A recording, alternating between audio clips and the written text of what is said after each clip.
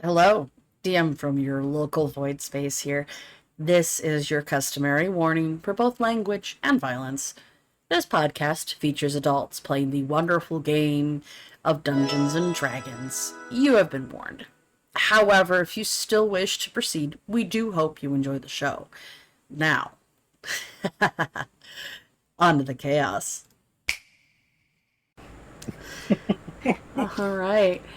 So, when last we left our faithful heroes, you guys had traveled down into the depths of the dungeon you had found. You had managed to make it all the way down to the second floor, where, after beating through a horde of goblins and a couple of dire wolves, resting, making it down to the second floor, only to have it be entrenched with oozes and oozes and mushrooms and this giant fungal tree you found in a room offset from the main cave. Farrell, being the very tired and overworked cleric, decided to throw caution to the wind and casted Sacred Flame on the tree, which has then brought you to the situation you are in now, which is in combat. I believe we left off where Nitachi just acted? Or was Nitachi just Nitachi's acted. got a crit. He got a crit roll with his arrow, added to the firebolt that Lampwick had attached to his arrow. P combo. We are on with Brock's turn now.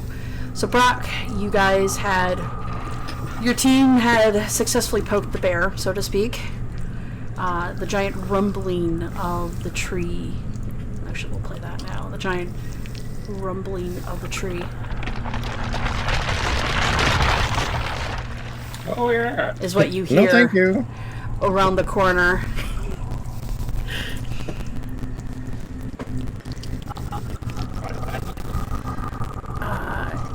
One more time, I didn't hear you. I'm gonna try to hit it.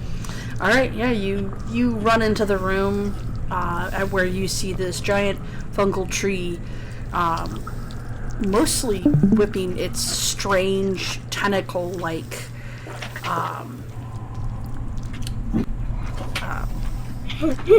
roots around the room. And yeah, you come in, you swing your maul. Roll me attack. That's a 9 hit. A 9. Does a 9 hit? It does not. You go in, you bring your two-handed maul in, you go for an underhanded swing into this tree, but as you think you're about to connect, one of the roots lashes out and grabs the middle of the hilt of your maul, and you struggle for a second before it smacks it down to the ground. You still have a hold of it, but you were not able to make any meaningful damage at this point. It's very rude. Lampwick says, "Look out! She's got you by the shaft!" Damn it, Lampwick. Okay, Edmund's turn. I give a confused look to Lampwick.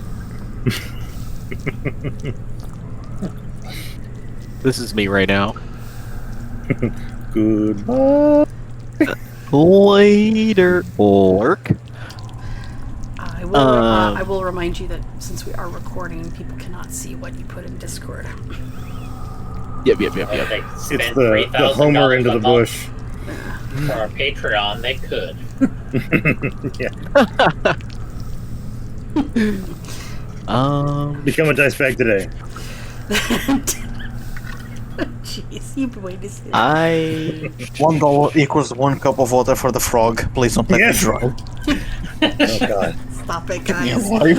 Okay, For $400, you'll be Edmund. in for... For 10 cents a day, you can keep this lock frog it in, alive. guys. Lock it in. Admin, what's... Alright. What do you want to do? I hold out one hand and I hex it for its strength. All right. So you bring up your hand, and this dark purple, almost like mist fog you can see pools in your hand, and you wave your hand out, releasing the fog. It drifts over like a menacing cloud as it drifts over towards the tree to where it impacts.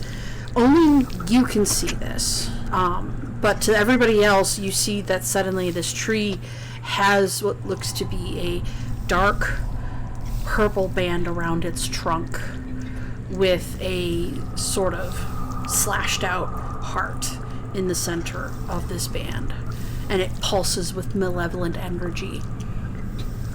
I see this and go, ha! Seems you weakened yourself from doing that.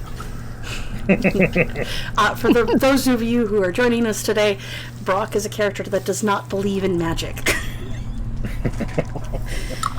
Alright, so... I say, Jesus Christ, this tree's a purple belt. So that's your bonus action. What do you want to do with your action? Kill it! Oh, no, that And would, then that I would be an used- action. No, that would be Oh, bonus. wait, that's... Yes, my bonus. I was going to say... No. And then I use Gus. No, I'm just kidding. Yeah. I hold up my other hand, and I aim it like a gun and Eldritch Blast. Alright. So yeah, you bring up your hand, you shoot forward.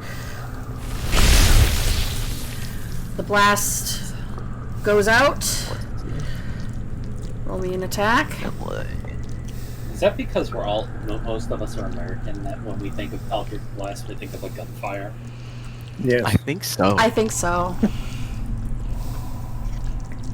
But Dottie, when you think of Eldritch Blast, what do you think of a gun shooting? I mean, think let- of let- Go on. I mean, I think it's partially to do with Critical Role, honestly, because didn't he basically have essentially a gun that shoots Eldritch Blasts, essentially? Well, they had a gunslinger, but it cast. But the warlock that they had, he had a cowboy western accent, and he would hold out his gun like an imitation gun when he would fire Eldritch Blast. Fair enough. Alright. Roll me an attack, please, Edmund. Right. Yes.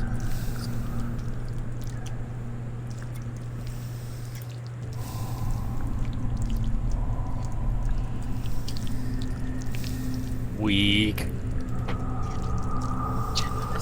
Alright. If you guys could also say what you rolled for the podcast. Oh, I rolled a 6. 6. Oof. Yeah, no, that does not hit. Oh wait, no. Oh, my bad. I rolled a 14 to hit. Thank you. Yeah. That I rolled. would Yeah, my hit. bad. I rolled damage. Yeah, that would hit. Okay, Okay, and- so 6 health. I thought you were saying to roll for damage. That was my bad. And then I rolled a 6 for damage. Alright, make sure to And also remember add your the 1d6 extra for necrotic. D6 for necrotic. Oh, okay. You said a 1d6. Okay. It's super effective. One. At least it hit. I rolled a 1. So 7 damage total. Alright. It's going great, guys. Getting a lot done here.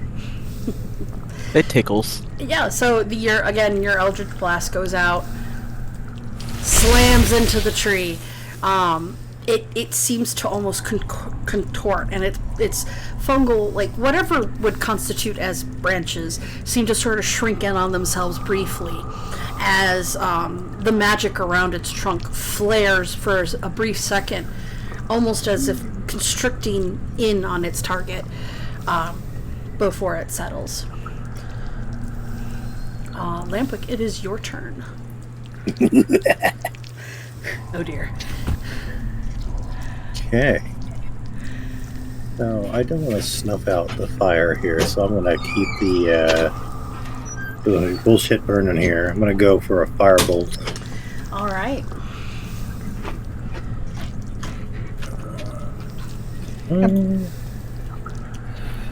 What happened after me and Lampwick Fuck.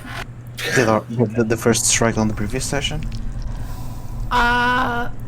It took damage because you guys rolled a hit and you rolled a crit. Did it set on fire? No, actually. It is actually damp enough in here that it did not set it on fire. Terrible I- wood. Damn it. Didn't really do much with that. I tried to hit with an 8. And that does not hit. No, I didn't think it would. Yeah, your firebolt goes out. It shoots far into the room and hits the distant wall. But it which briefly lights up the rest of the room, and you can see that along the far wall there are 3 different clumps of mushrooms, though whether or not any of them will move, you can't tell for sure.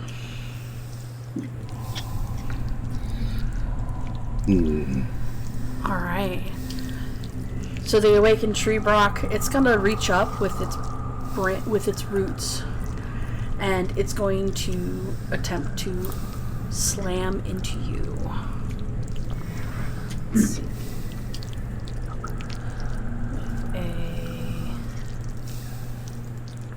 Does a 17 hit? Sure does. Alright. You take 11 points of damage as this large tree's limbs comes out. It makes to go in almost like a swiping at you. You manage to dodge around that, but you don't see the final attack coming as this root comes down from above and smacking into you.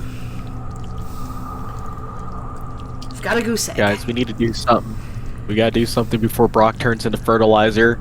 Is it time to panic?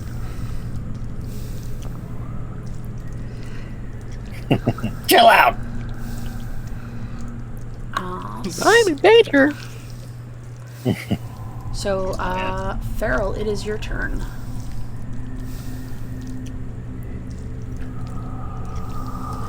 For the podcast, Farrell does not like to speak, and as we are honoring her wishes, as of right now, I will be the one voicing what she does, and her voice, I will try to make it work. Eventually, we hope to find someone who can fill in the role for that.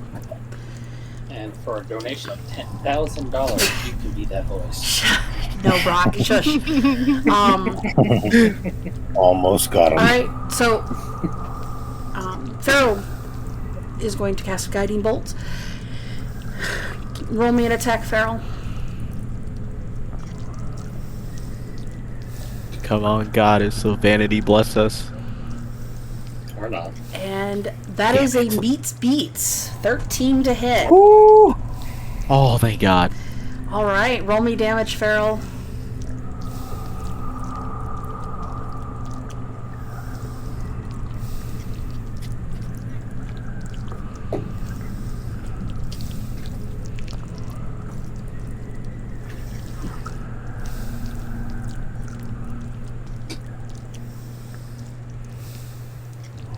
Oh, that is a lot of dice. And a 16 for damage. Alright. So, Farrell, you whip out your brush. You bring it to the tip of your lips. You give it a gentle kiss, praying to the goddess of beauty.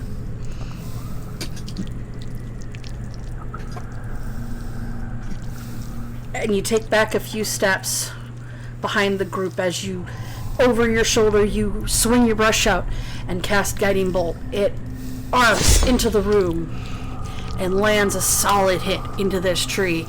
It shudders.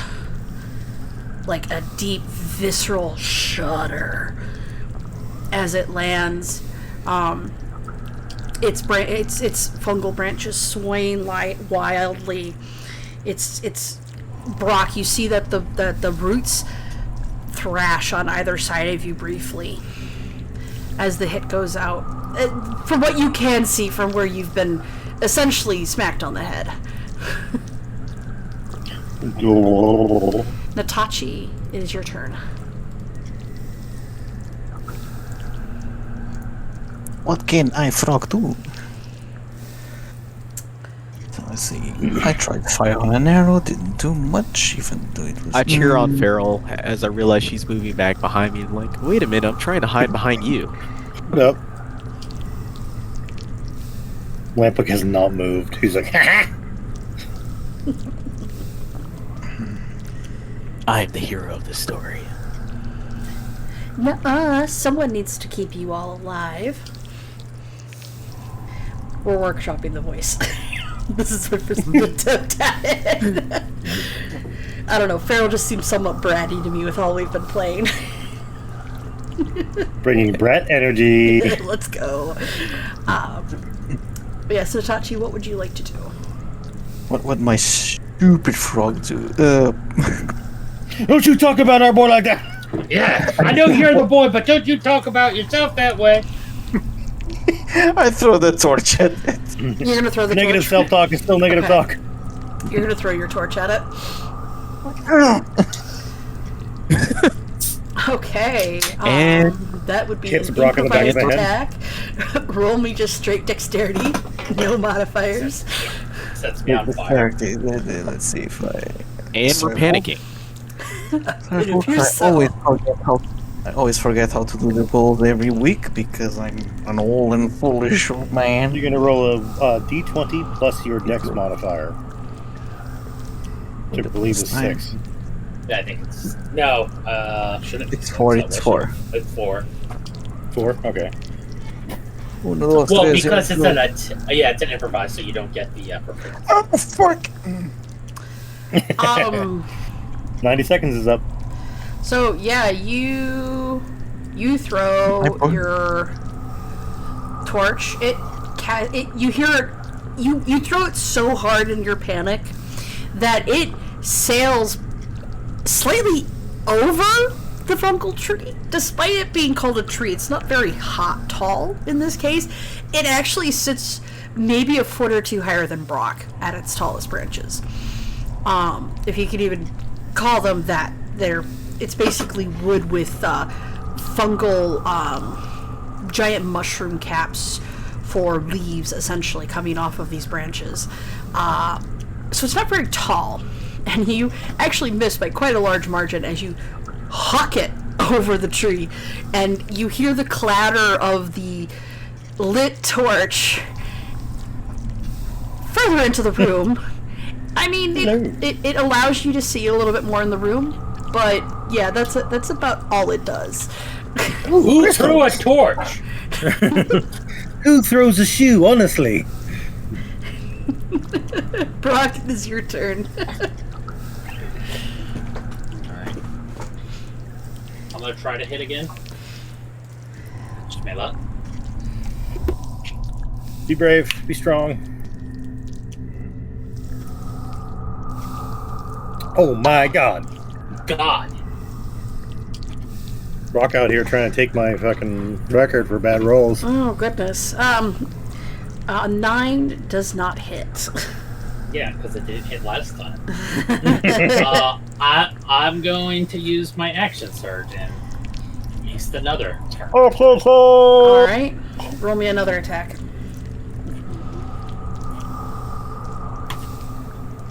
Hey, there we go.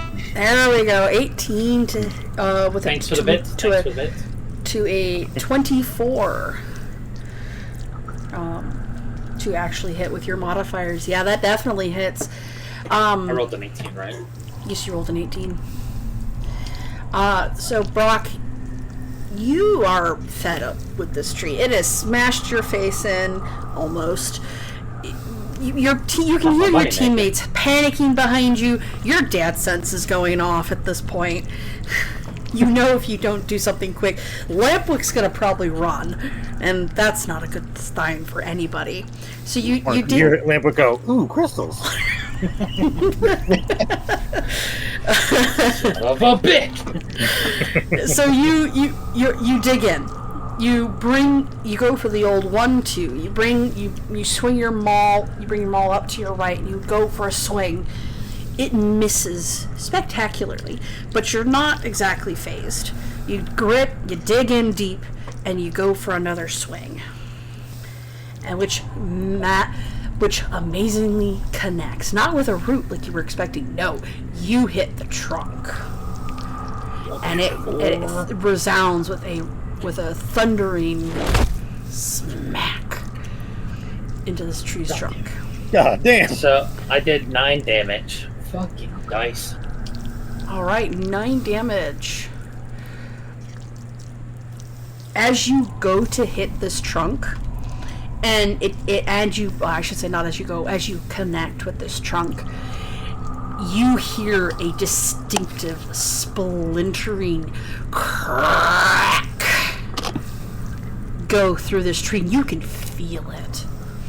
You think put one more push and that'll be it for this tree. There's a distinct crack going through the middle of its trunk at the moment. I turn around and go, shoot it, it's almost dead. Unfortunately, to snap one. Edmund, it is your turn. Do or die, man. Alright.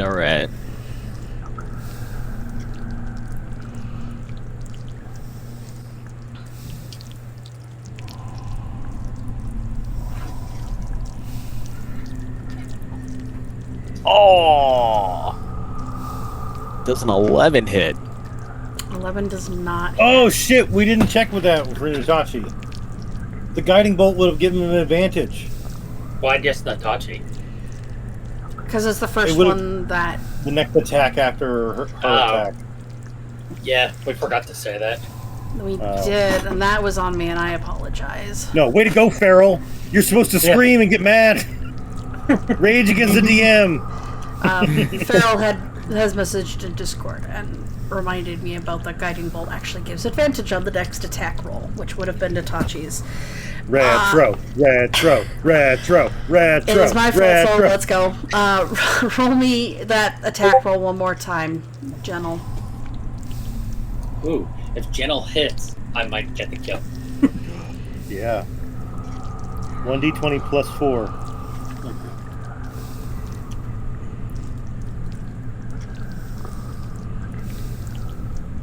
To see if I hit. Yes. You could do this. Believe in the heart of the dolls. Fuck. That is a no. Okay. Hey, you know what? I think that first roll was fine. You know? It was a 1 as well. 3 ones in a row. That is a statistical anomaly there. Good lord. Alright.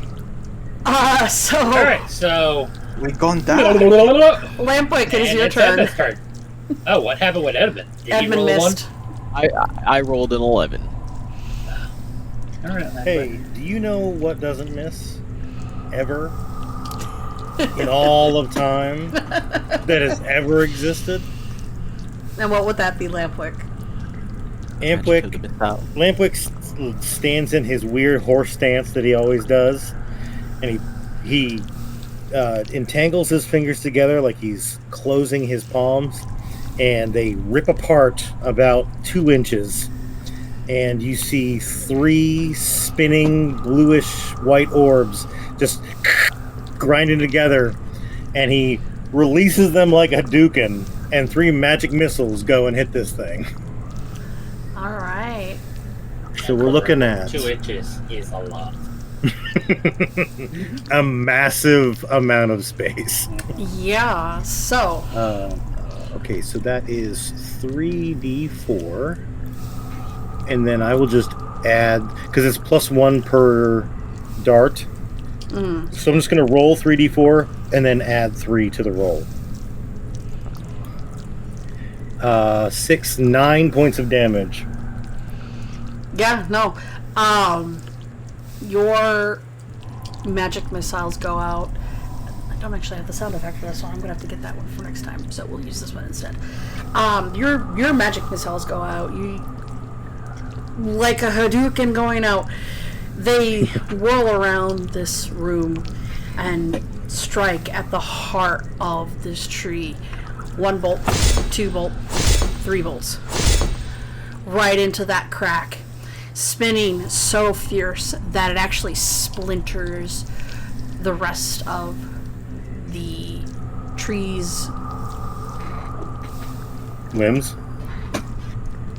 Trunk, not limbs, trunk. And Vegeta's gonna sorry, be mad.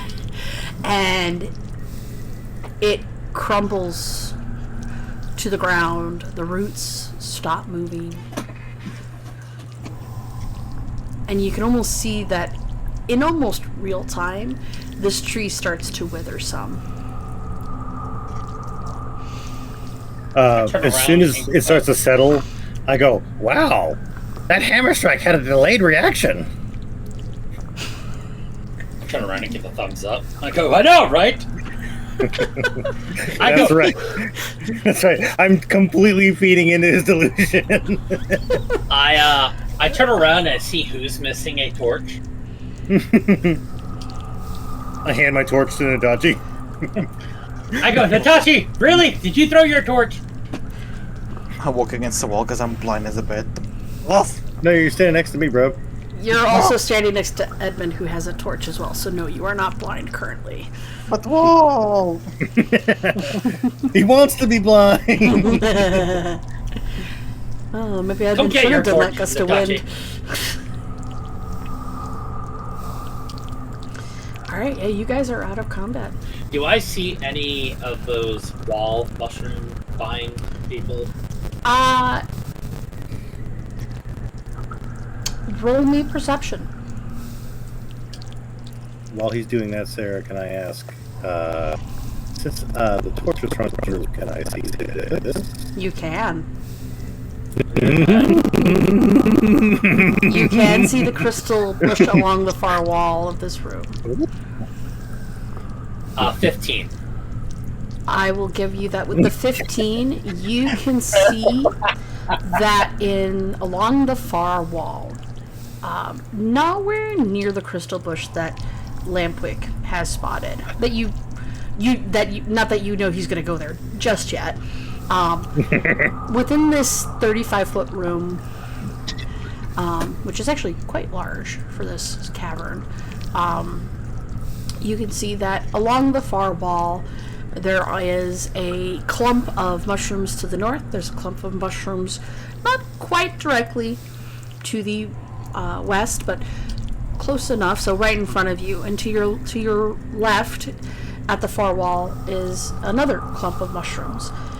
With your 15, within these clumps of mushrooms, you can see a couple mushrooms that look suspiciously familiar, especially in the ones to your right and the ones to your left. You're not quite sure about the one in the center, but you definitely know that there are more violet funguses within this room. I point them out and I go, hey, range users. There's violet mushrooms in these areas. Where'd you point to? Where she describes. He points to, as you're coming into the room, he points to the right of him and all the way to the left of him. So I'll step in next to him. I will stick my nose on his arm and run it all the way down to the point of his finger until I can see where he's pointing. I look at him. I'm like, that sounds nice, but can we go home yet? We're not done here. One finger goes in the mouth, swirls around in the cheek, comes out on fire. Firebolt to that mushroom cluster. All right, yeah. Roll me a attack with advantage. Oh, advantage, she says. I go, how much damage have you taken as I'm bleeding? Bleh. How about a 19 or a 19? Both hit. Ooh, take the second 19. I don't know, that first one looks tempting. Yeah, you hit. Roll me damage. That's what we like to see. This is what we play for. That is an 8 Ooh. fire damage. All And if it can burn, it does. Alright. Yeah, your firebolt goes, and which cluster are you aiming for, specifically? North North or south? North one? Alright. North. So yeah, your firebolt goes out. It, as it passes by, and now that you're in the room, you can also see that there's a brazier, unlit, sitting in the middle of the room. But yeah, your firebolt goes out, smashes into the mushroom cluster. The mushrooms there light up, and you see tentacles whip out of the largest one. Hentai. Its tentacles kind of thrash about as if it's searching for a target. And it slowly crawls out of the mushroom patch. Not very far, mind you, but it's looking. Alright, technically this is still a surprise round, so if anybody else would like to take a shot at this violet fungus.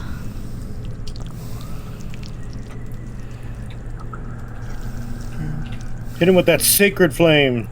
By the way, Farrell said that she gathered up these gems before I got around Brock. The ones that are next to her.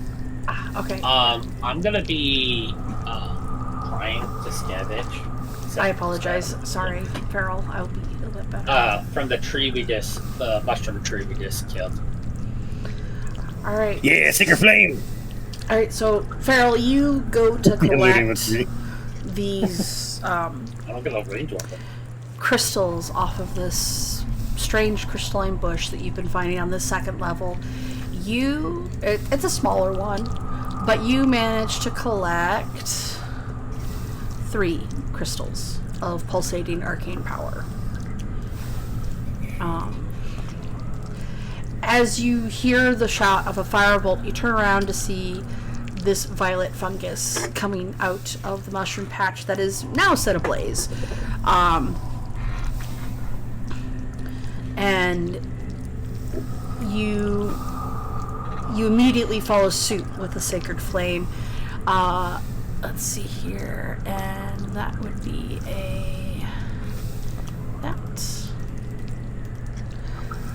and it 15 is what it rolled for a dex save. Would it have disadvantage because it's on fire? No, unfortunately. No. Same team can Though I suppose, Shot. being that is a surprise round, I will give it disadvantage.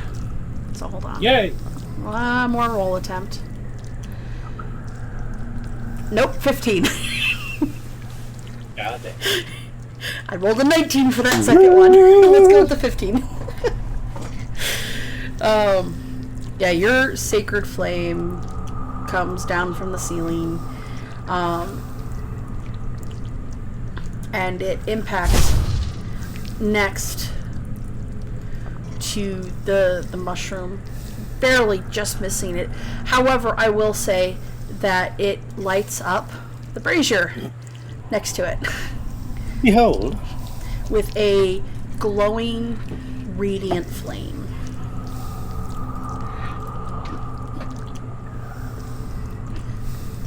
She's like, I meant to do Disappointed that. and impressed at the same time. You have failed successfully. With the torch that's along Edmund the was far said wall and now he this was- brazier lit up, you guys can see perfectly within this room. And then what were you gonna say? Farrell just kind of sighs and shrugs at the miss. This seems to be the norm. Alright, and Brock, you're not going to even try to go after it. I'm looting. Alright. Alright, Edmund, I'm almost are dead. you going to do anything? Or are you going to hang out there with Batachi? I just look over my shoulder after I hear the noise. Then I'll look back down. I sniff my armpit. I want to take a shower, and I just continue to sit there. Alrighty then. So before we do the roll for initiative here for at least Lampic and Farrell, Brock, you said you wanted to try and harvest some of the remains of this tree. Yeah. Okay, roll me. Let's do a survival check.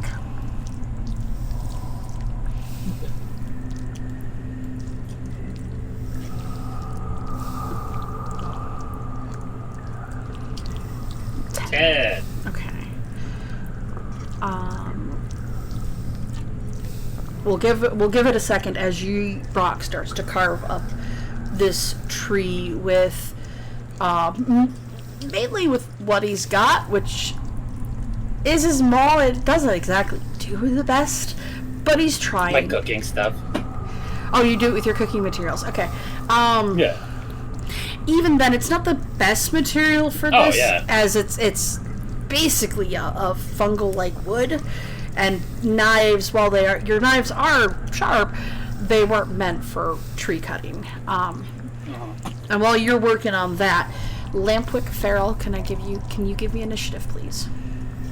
Pew. You never see Natachi wanted to. Oh yeah, Natachi. My mistake. Natachi. Yeah. How dare you? Are you going to be jumping into the fray with Farrell and Lampwick? You did nothing happened there, Farrell. Nothing happened. Did someone say butchering a tree? Lumberjack time. Natachi's got a monocle. And from my old good old trusty dagger. Are you going to help Supper him time, instead, Spanky. then?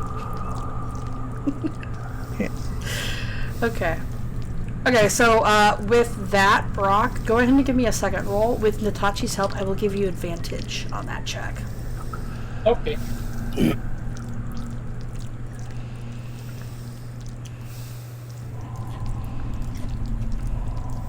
$12. Better, alright. Yeah, no, you guys are working at it, so I will need Lampwick. Let's see, we got a 5 from Farrell. I don't know. I feel like that happened before everything happened. No. Alright. Worth a shot. Alright, and then we roll for this.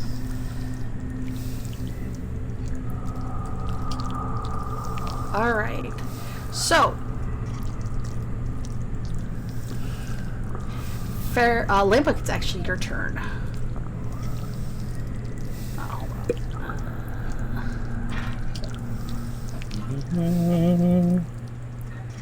He's gonna get another firebolt to his tentacly body.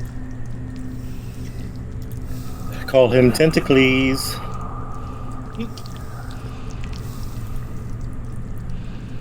$21, how's that going to do it? That will hit. Fuck me, die. Fuck me. 4 fire damage. 4. Okay, let's see. And if he's on fire, he takes another d4 damage.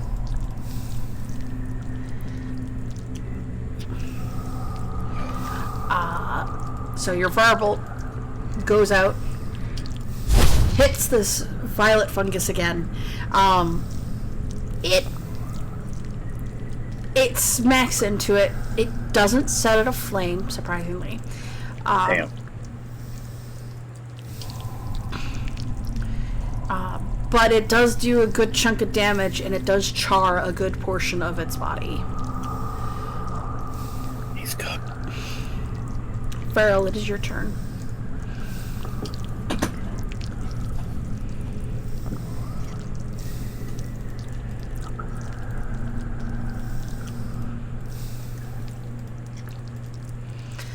Alright, Yeah, Farrell's get him. going to cast Sacred Flame again.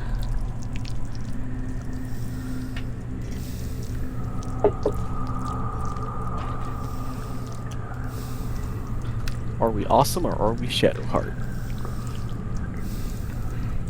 Find out right now. Probably neither. Alright. Subscribe to Patreon to find out. 13. We have no Patreon. 13 for a save.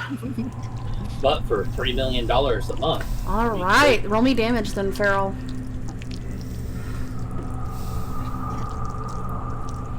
Yeah. Roast Yeah, you see that you swish your fingers and you see that sacred flame come down from the ceiling. It hits it, and it completely chars what was left of its body, and it stops moving. It ceased to exist. I go, don't forget about that one. And he points to the one over to his left side, against the southern far wall. Itachi, why don't you also shoot your bow like they're shooting theirs?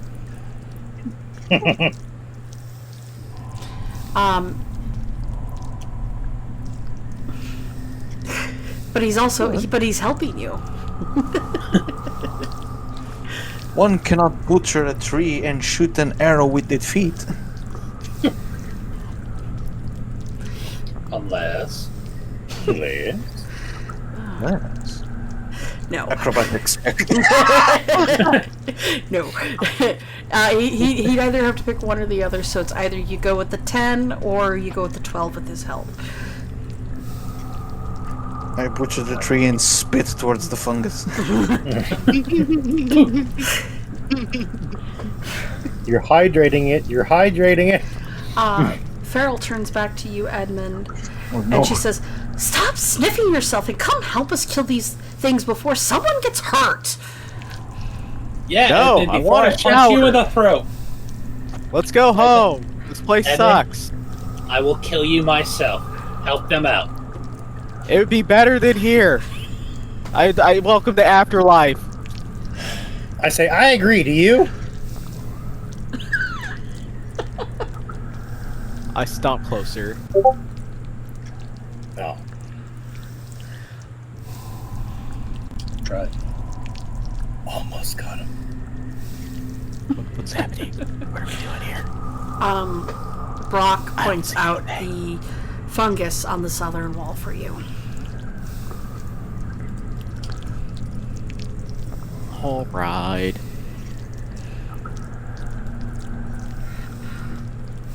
Oh, that's right.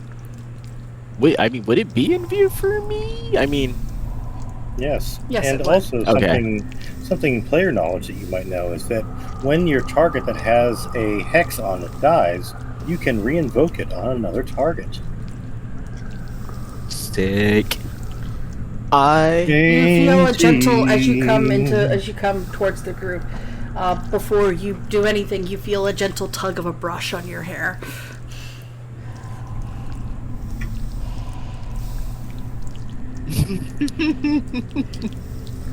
Farrell has decided to brush your hair a little bit. I'm focused on the tentacle monster because I find them gross. So I cast hex on it to hex its strength All right. with one hand pointed out, and with the other hand I charge up an Eldritch Blast. All right. Yeah. Once again, that malicious cloud pools in your hand. You find that after the tree died, it returned to your hand. It never quite left, as it is something you are concentrating on, and you feel that if you had let the concentration drop, that cloud would have dissipated. But once again, you wave your hand out, and that cloud goes over to this fungal mushroom, and it envelops it, and you can see that around its mushroom cap a familiar purple line of malefic energy encircles it and pulsates with a malefic light. And then you fire an Eldritch Blast. Roll me an attack. It's a 14 hit. It does hit. Okay. Roll me damage. 8 damage. Plus, okay. 1d4 or 6. 1d6. 1d6. Okay. 8 plus 3. Alright, so 11 points of damage.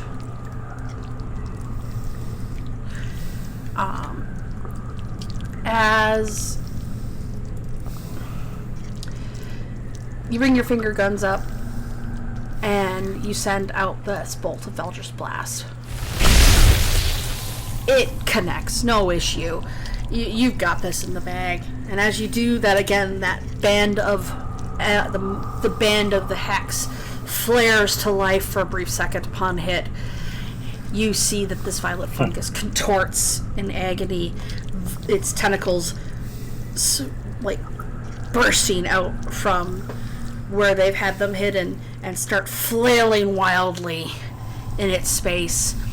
Like the first one, this one too slowly crawls out of the mushroom patch and closer to you. Its tentacles whipping around looking for a target.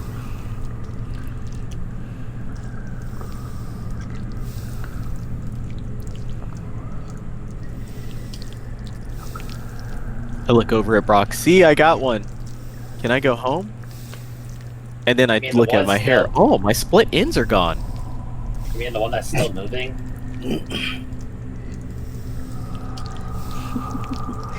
Alright, so with that, Lampwick, your turn. All right. X gonna give it to you. What? Firebolt going out. It's an oldie but a goodie. This one's over in the back. 16 to hit. That does hit. Time for some fire damage. That's a 4. Yeah. Your firebolt swish, as you do, swish around in your cheek, and you fire out that firebolt. It hits, and I didn't mean to hit. I did it again. Whoopsie. Hold on. Double fire. Bit of. There we go.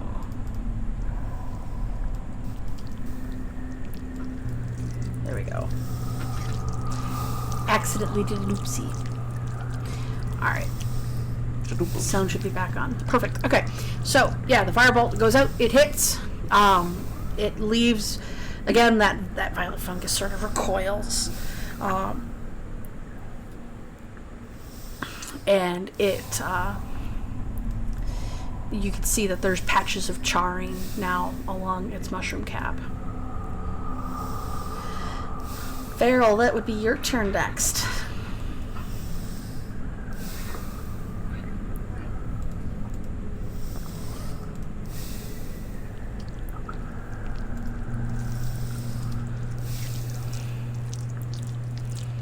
You're gonna walk closer and further into the room, Farrell? She was just typing something out. She's sitting backspace like, nope. Alright, okay. So you're gonna cast Sacred Flame again, just...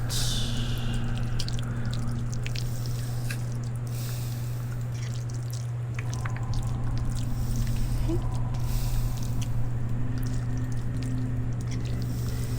And then...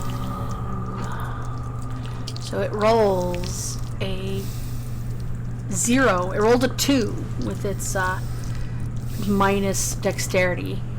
Turns it into a -3. It does definitely hit. Hopefully. We did switch to second edition. So, yeah. Fuck. Yeah, again, that sacred fire comes down from the ceiling. It's more like a comfort at this point. Hits the violet fungus, radiant energy, fully charring the rest of that mushroom cap as it stops moving. Your cloud of you feel that cloud return to your head, and Edmund. But as you breathe that sigh of relief, Farrell, you suddenly feel a tentacle come out and does a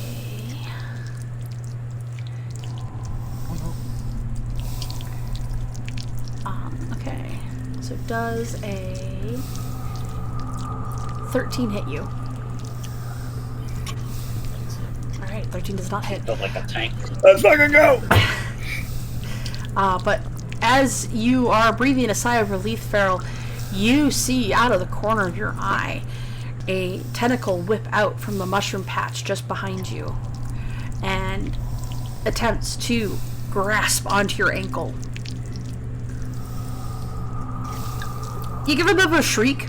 This is a bit too close for comfort for you as you sort of jump, and the tentacle manages to miss you. Ew, gross. You in your panic you kick at it, which sends the tentacle sort of like whipping back. You don't do any damage to it with this, but at the very least, in your panic state, you don't get actually touched by said tentacle, which you know to be not a good time. All right, Edmund, it is your turn.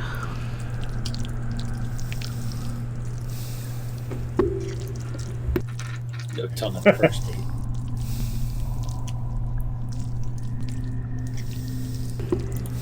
Okay. I look over at the new monster. I go ahead and throw a hex. I give a sigh. I just want to go home and take a shower.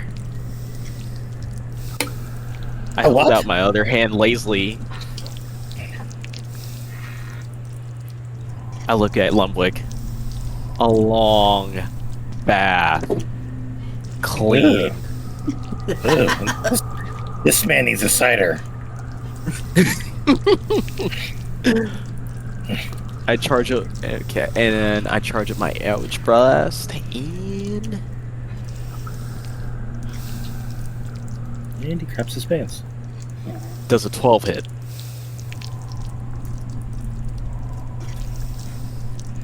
Oh, you've got hidden. I can't see it. Okay, so it's not just Oh wait, like, what? Yeah, I was like, yeah, what a racist. Oh wait. Yeah, you've got your rolls hidden currently. Okay, I'm trying to see. What how are I you, the turn DM? So it's the little eye that's above the Little plus and minus button. Oh, gotcha. For those listening on the podcast, we use a thing called Owlbear Rodeo. We might do that more. Right now, we just mainly use it for combat. yeah, Do make sure more you're rolling theater shit. of the mind for everything else. Theater for those in the South. Yes, very much so. Alright, so that's for next time. But you rolled a 9, you said? 12 I rolled a 12. 12? Okay. So, Times yeah. 10. times 72. Yeah.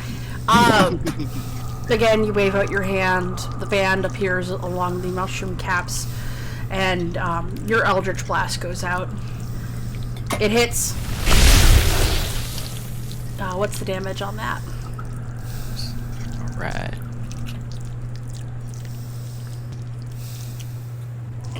A 10. Okay. Yeah, it hit. It hits, and then what's that? The necrotic damage? 26. All right. Plus 3. Yeah, that you see the impact, that force damage. The force damage almost curling, making the body of this mushroom curl in on itself with the impact of your Eldritch Blast. It rebounds back fairly fast enough, but it's a lot slower than when it first with those tentacles. It looks hurt. Slowly, you say. Yes. So let's see here. Lampwick, it is your turn. Oh, it seems like fire is not going my way, so let's try a little bit of ice. I look at Lumbwick. Please finish that disgusting thing off. Brock has a name. 13 to hit. 13 does hit.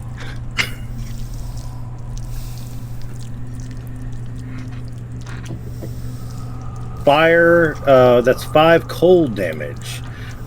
He twirls his finger around, points it over at him, and a beam of white frost shoots out and hits this thing. And it connects. You see that frost has kind of curled over the body of this mushroom. Its movement is reduced by 10 if it's not dead.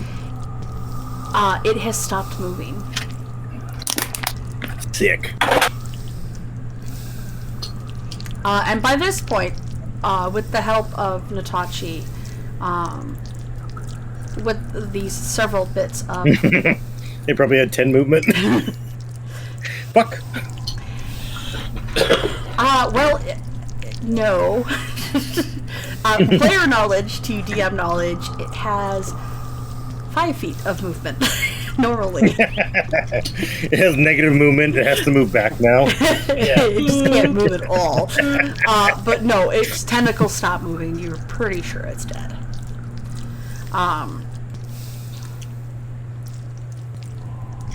I point at and I point at Brock and I go, "Break that shit down!" Since I hate tentacles, I Eldritch Blast it again for safe measure. Oh damn! You're more than welcome to. I was waiting for the Terminator Judgment Day, where he hits it like he's covered in liquid nitrogen and just shatters into pieces.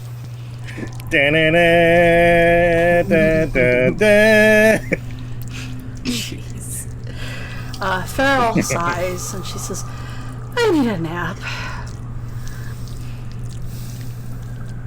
I'm like, yes, majority wins, we leave.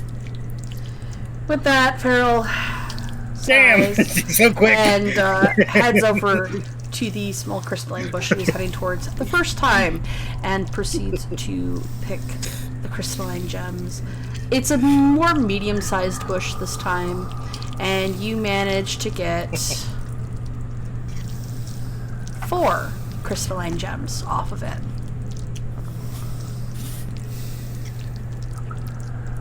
What do I get from this tree? It takes a few minutes, and you have been thoroughly enjoying the beatdown that your party has been giving. Oh, maybe not Edmund, but you've been enjoying the beatdown that your party has been giving to these violet funguses. And you have managed to get a good chunk of this tree's trunk, sort of like where the crack had divided down that trunk. You managed to get a good sizable piece of fungal wood from it, as well as several bits of the mushroom caps that made its leaves. You're not sure what they do, but somebody's probably going to want something to, somebody will probably buy it. Alright. So, fungal tree trunk? Yeah. It's It's about 5 feet in height and about a foot in diameter, so it's a pretty sizable chunk piece that you're able to get with that 12. There wasn't much left of the mushroom caps with all the fighting you guys were doing, but the fire bolts, but you salvaged what you could from that. Okay. Farrell wrote something interesting that you might want to do something with. Yeah. Farrell, as you bring the gem up closer, you inspect it, it pulses with an arcane energy. You're not sure exactly what it'll do. But you know it'll do probably something based on the fact that it did something for Lampwick when he put one in his mouth. You take a tentative lick, however, nothing happens. You think that you'd have to actually consume it for it to actually take effect.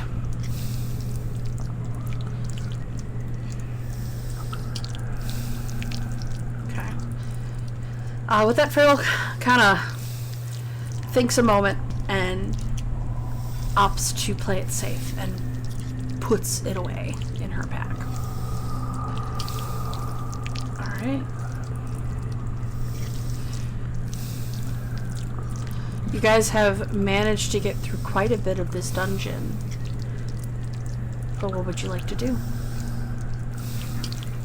I take apart the other 3 violet fungus corpses. Okay. Disassemble. There isn't much left of the one along the far Alright, wall, in the so- center of the other, in the center, directly across from the entrance of this little. So I get 2. You get 2, as Edmund has essentially Terminator shattered the other one that was covered in frost. You can easily pick up the bodies. They're not big. Okay. They are fairly charred, though, so you're not sure what you'll get from them, like what people might buy from them. But you have 2 more corpses in your bag. It's starting to get a bit heavy with everything you put into it.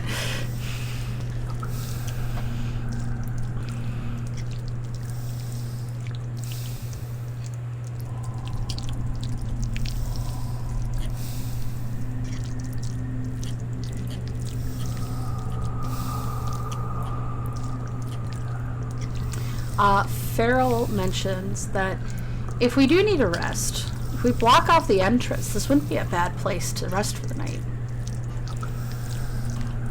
Breathe in the fungus.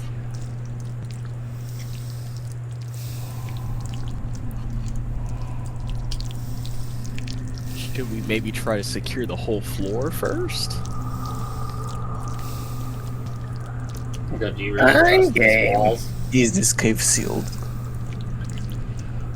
I think she's The saying only that thing this I room trust is leaving.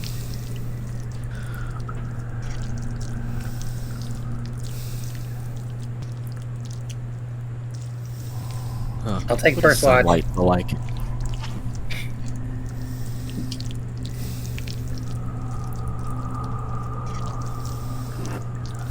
Can I use the remaining of the tree and like, kind of make a makeshift barricade? Kindling. Oh, okay. There wouldn't be enough to make a makeshift barricade. Is there anything in this room that I could use to make a makeshift barricade? Me? Nope. There's just some. Can I use there- Edmund? Unfortunately, he's not quite wide enough for that. The only thing you can see in this small outcroft of a cave is besides the 2 charred mushroom patches to the north and south, there is another smaller patch from where the tree had resided, and an even smaller patch beyond that. You can see in the center of the room that there are some what appears to be bones, probably a poor unfortunate soul that had stumbled across this place. How they got past the goblins, you don't know, but poor unfortunate soul here. It might have been something along the lines of, you're not sure what happened. Your best guess, maybe they were here before, and this dungeons are weird, man. The logic is weird. But otherwise, besides the brazier that is now being lit by a sacred flame of a golden color, there's not much else in this room. I'll take first watch.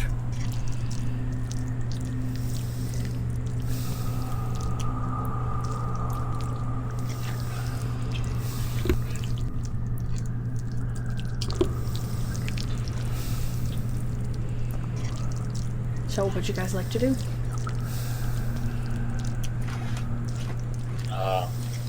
I roll off the sleeping bags. Alright, you guys I look around. I'm like, wait. Are we sure about this? You want to sleep here in this foul place?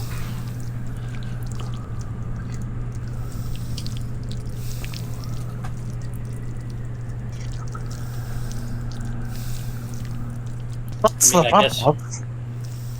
I guess we could always go back upstairs and go to that makeshift room we slept in.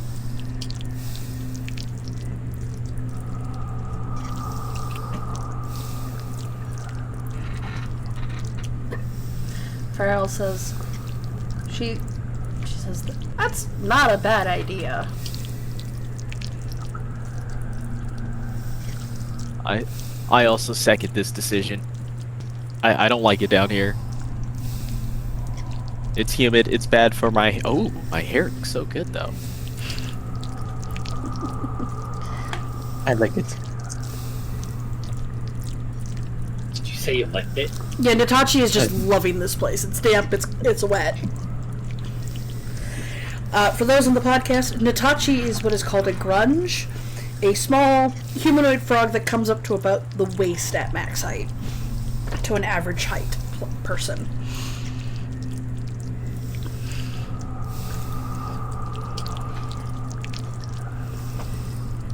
Yes, we're making our way back upstairs. Tachi, pick up your torch. We're a torch people.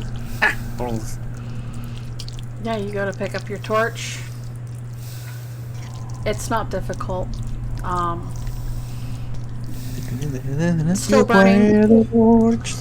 And as you guys make your way back out, nothing seems to attack you. Nothing comes out of the woodwork. Nothing attacks you at the moment.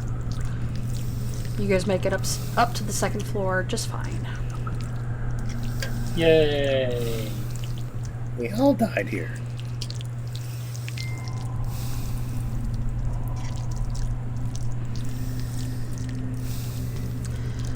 From here, we'll just kind of go into the Theater of Mind since you guys have seen that layout before. As you guys make it up, it's still... Actually, we can just... as you guys head up the winding staircase, slowly but surely the oozing sound that you guys have been hearing and the almost breathing sound that had been coming from the walls dissipates until you can just hear the echoing footsteps throughout the cave as you guys walk through what is now a mausoleum of emptiness. Nothing attacks you. And you guys make it safely through the winding halls of this cave to the small room with the now burned out fire from the night before. There's still the table within the room has been shoved aside. There are still what were the goblins bedrolls that you guys had sort of pushed to the edges of the room. The floor has now since dried out from the makeshift bath that you had made for Natachi the night before, and everything's quiet.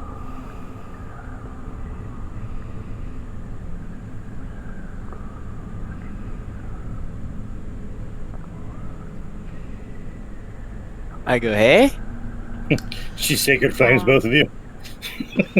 Edmund, before you guys fully go into the room, Farrell stops Edmund and Natachi outside the room and says, Filled my face. Natachi, stand next to Edmund for a second, please.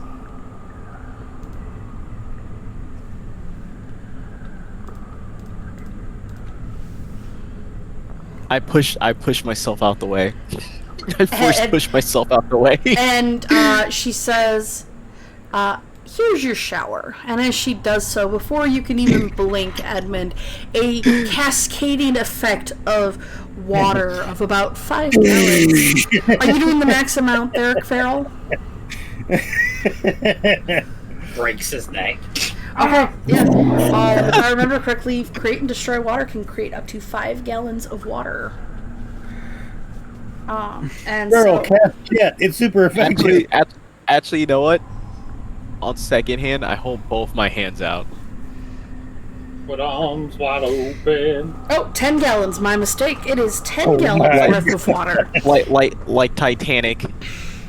It is less of a drizzle and more of a torrential downpour that cascades from where she points her brush and creates this sort of orb of water that just sort of suddenly just goes whoosh, dousing you guys and completely drenching you.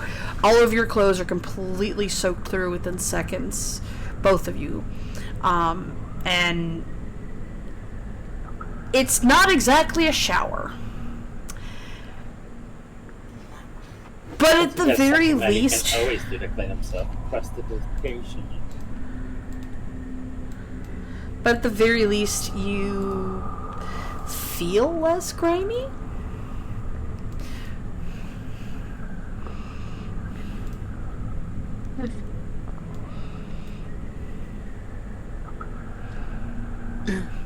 Farrell just laughs at Natachi's preening, and how do you react, Edmund?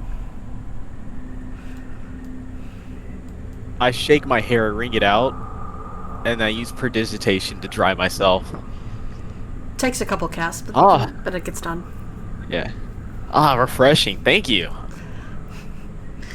Farrell just chuckles and, well, more of a laugh with a bit of a smile, and she walks into the room as soon as her job is done. I'm checking my ponytail for all the split ends that are now gone. I must find a way to mass produce and sell this brush. I spit water at you. Edmund's become the one slur. The little hairy orange guy is going to come chasing you down. I think Edmund has red hair, so I think that counts. Alright, yeah, you guys are all into the room at this point. Once we're all in, I do barricade it up again. Yeah, you close the door, you push the table against the door.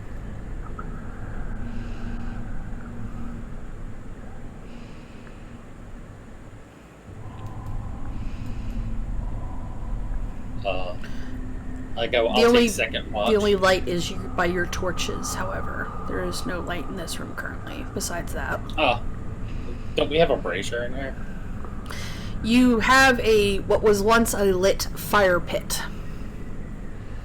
Can I relight it?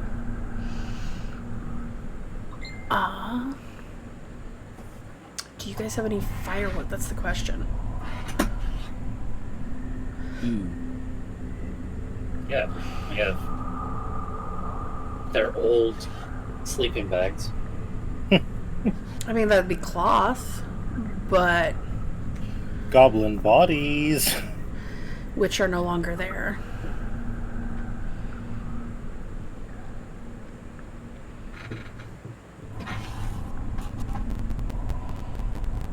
Okay, we don't need to see.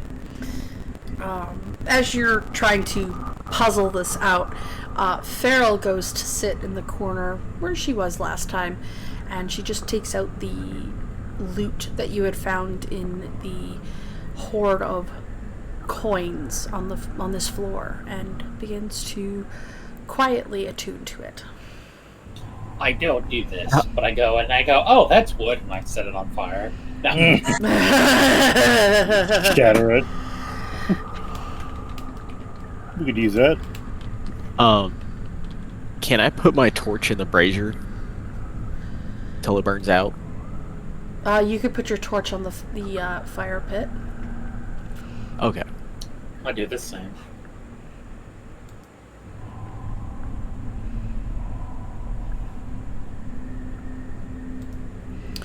I say it beats nothing, and I will take watch after you. Good night, A third watch. ladies, gentlemen, Farrell.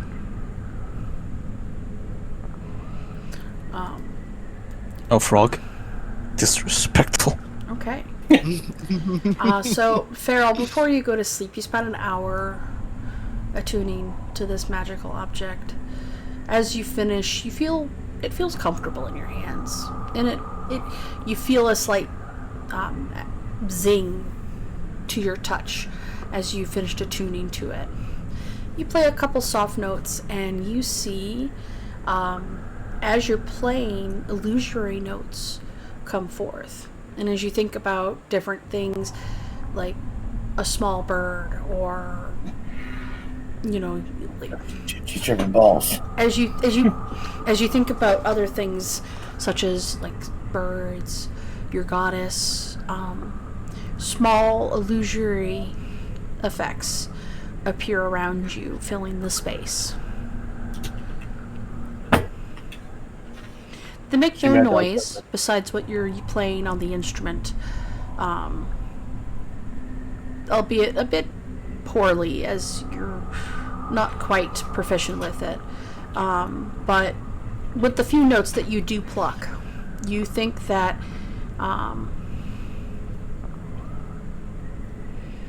She plays Smoke on the Water. you think that this would be an interesting tool to add to your arsenal. Probably.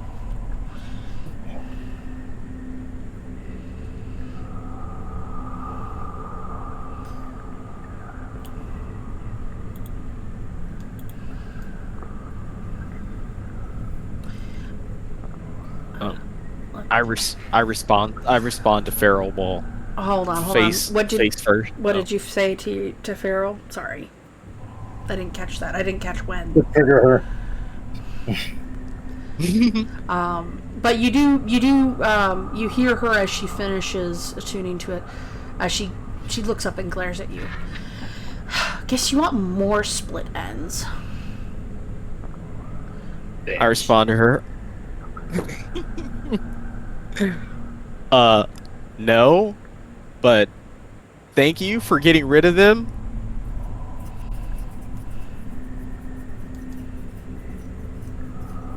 And then snoring instantly.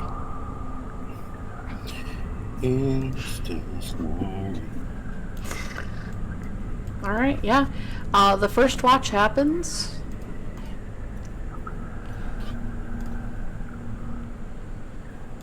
Nothing happens. It's quiet and passes by uneventfully. Chopped liver. Natachi, you're asleep for this, so it's not much of a thing. But as you wake up in the morning, you feel that tightness in your chest that has been slowly curling ever tighter has released its hold on you, and you have essentially back up to what maximum HP you used to have, but do that customary -1 to that. So instead of 20. For the podcast, both Brock and Natachi are under a curse effect that every time they do a long rest, they lose one of their current max HP total.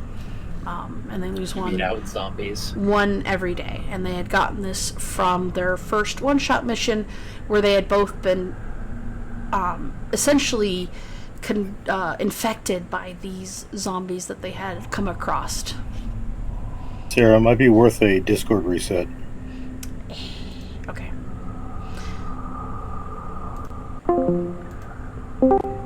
Alright, there we go. Sorry about that, everybody. Discord is being a bit of a bitch.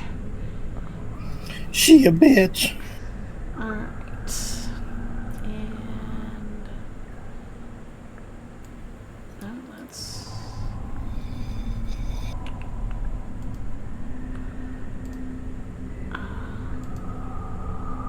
There's the door, bitch! Oh, jeez. Alright, so who is next on the list for... Me. Yeah, For a watch would be me. okay.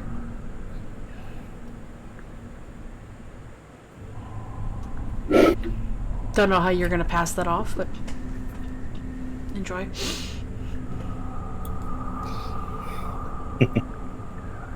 Who was it that had first watch?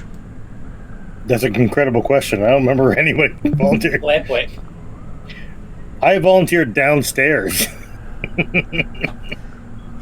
So nobody was watching. Okay, you guys gotta. So when we went upstairs, you decided not to do watch anymore? Yeah, fuck you guys. Well, if I would have seen that he's not doing it, then I guess I would not have went to sleep. Okay. If I saw Lampwick go to bed.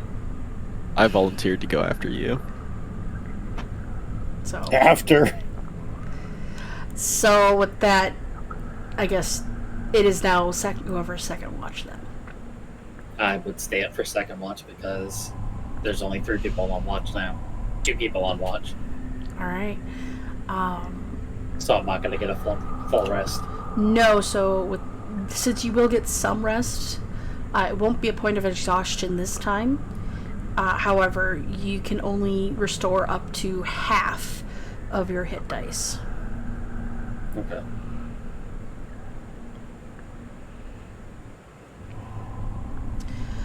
Alright, yeah. You take that second watch, you stay up. It's rough. It's not easy.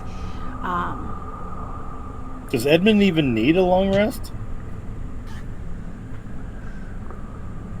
Did he lose any hit points? He would love his beauty sleep. So Edmund could take the second and third watch with no problem. Out of game. Meanwhile, in Edmund's dream, after getting his hair brushed, my hair is so nice. As you are taking your second watch there, Brock, you hear it more than see it. But you hear a distinct squelchy noise just outside the door. Oh, God.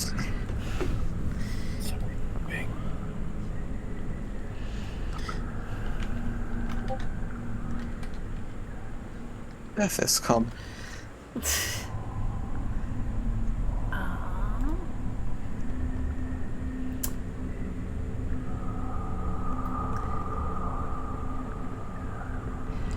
You see coming through from underneath the doorway a gray ooze.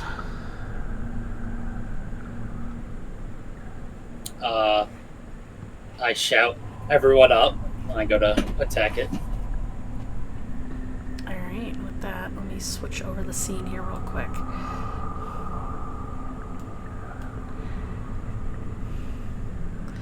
And we'll move everybody over there.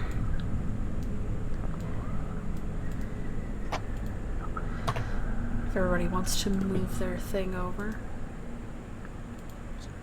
Oh, yeah. Where did my Frogo? Oops. I'm already there. Oh, that's right. You can't go around the, yeah. I can't control my thing, so I can't. I got bullied. Not running around. There you go, Lipwick.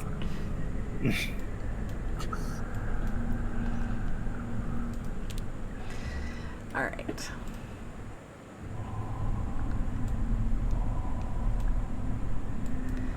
While removing the cucumber slices from my eyes. What could it possibly be? I haven't... Oh, what is that?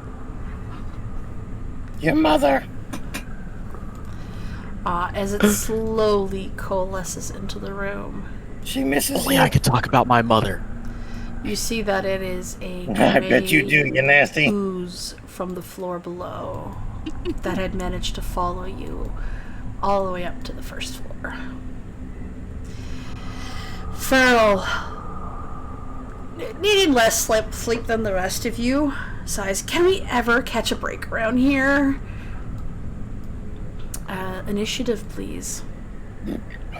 Well, miracles do happen. I caught a shower. I'm still wet.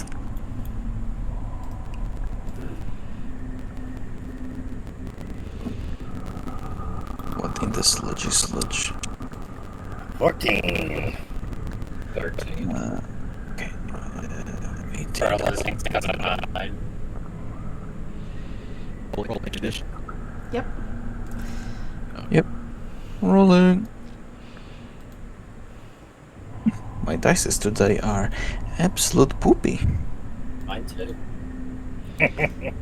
Oh my Two god. 2 ones and a This guy's 3. falling tomorrow. Trash. Do we have to wrap this up earlier than normal? We never talked about that. Yeah, I don't know what Itachi's timeline looks like. I believe you said you'd be able to do the full one today, Notachi? Yes. I'm Oh, a bit okay. tired, but I can. I since my shift only starts at 5 p.m. So Oh, awesome. Lock in, son. Lock in. I'm Let's just go. Since Farrell, you had So- gotten a full 8 hours at this point, yes, you would be fully rested. Basically, everybody but Brock is fully rested at this point. Ooh, Xandrin. Alright. Okay, so if I could get you guys to sound off what you guys had again. I was getting everything added into the owlbear. Alright, so Farrell had 9. 13. 13 for Brock. Edmund, 18. 18. Alright. Lampwick. 14. Nitachi. initiative. I rolled 7. 7. Alright. I'm a slow Frogo, a tired Frogo. I look over. Brock, don't get the wrong idea. I hate you, buddy, but are you alright?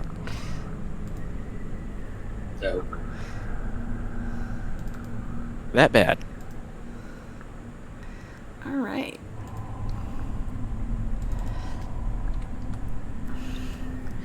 Alright, so we start at the beam that these ooze has come in, and you guys are scrambling to get in.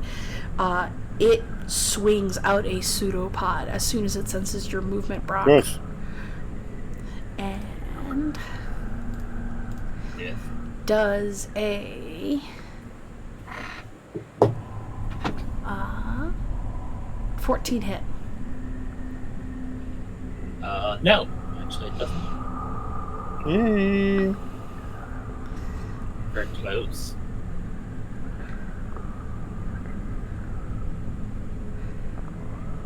Alright.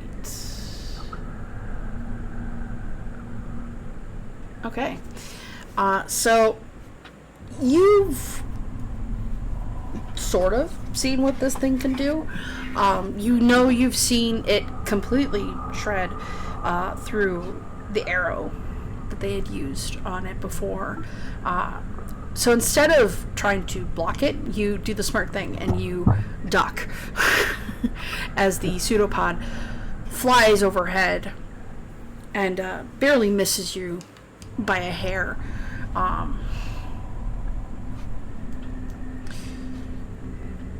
And with that, we start the round. Edmund, it is your I turn. sneeze. Touch you. Okay. You're the first to respond as you wake up.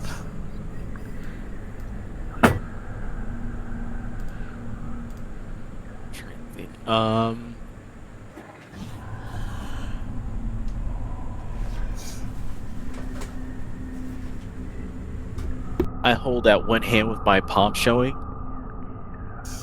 and then I kind of bring my fingers together, snap it, and throw a hex at it for strength. Alright, for strength. It's a bit weird how it does this. Instead of the bandit green this time, right in the center of its mass, you see, as your malevolent fog goes out again from your hand, you see this, again, this heart shape with a slash right through it. As it pulses with malevolent energy. There's no band, as there's no real way to wrap around its center, but at the very least, it shows to the rest of the party that you have hexed this creature. Whether or not they understand what you did is another question.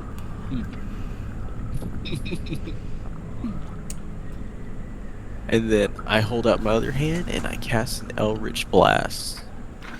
Alright, roll me an attack, please.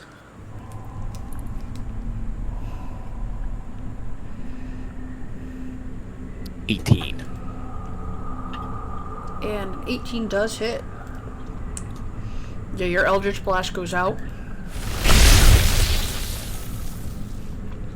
It hits it dead in the center. This ooze sort of contorts and wobbles.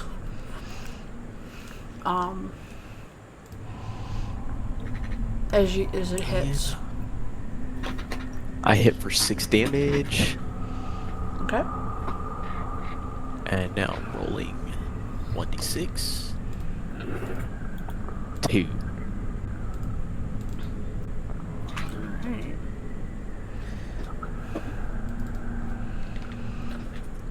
So 8 points of damage total.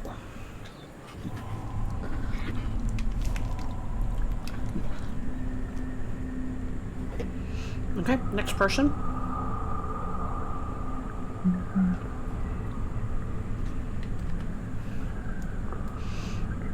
Next. That would be Lampwick. Let's get down to it. All right. This thing is about to receive the legendary Firebolt. Finger goes into the mouth, swirls around in the cheek, comes out on fire, and skadoosh. Start burning, motherfucker. A dirty 20. Does hit. Hitting it for a legendary 1d10 damage. 4 fire damage, and if it can ignite, it does. So your firebolt goes out. It hits this gray ooze. It doesn't even really wobble much. And it doesn't Gross. seem to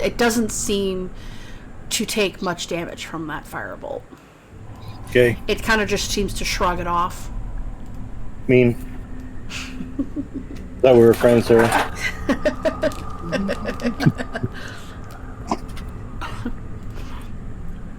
Brock, it is your turn.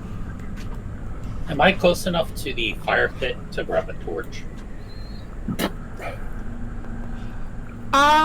Not without taking an attack of opportunity.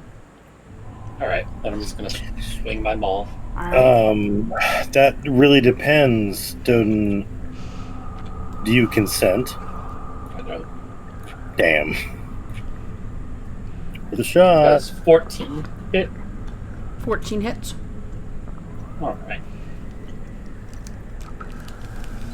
Remember, I gave you choices. What the baby damage? What the? Hold on. What did it You know, it pick that could- up as? It's a 13. Okay.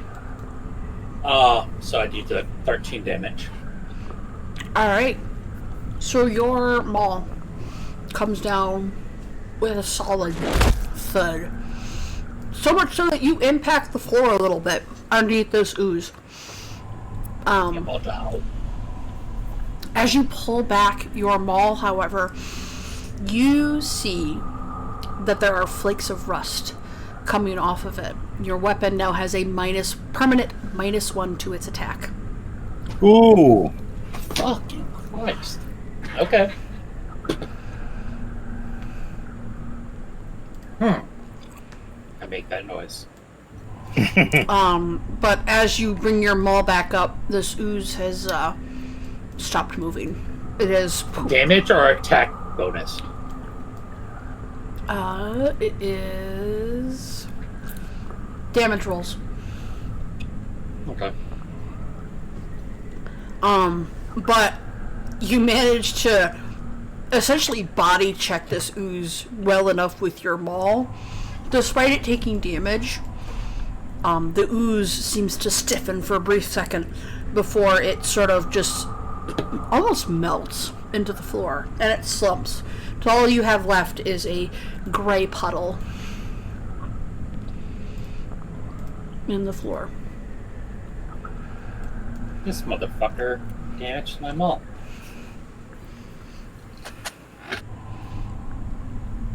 Alright. It's 2026. All the malls are damaged. They're practically abandoned. I walk over to my bedroll. I go, your turn, and I go to sleep. It just rolls over. Relax out. All right. You know what? Sounds legit.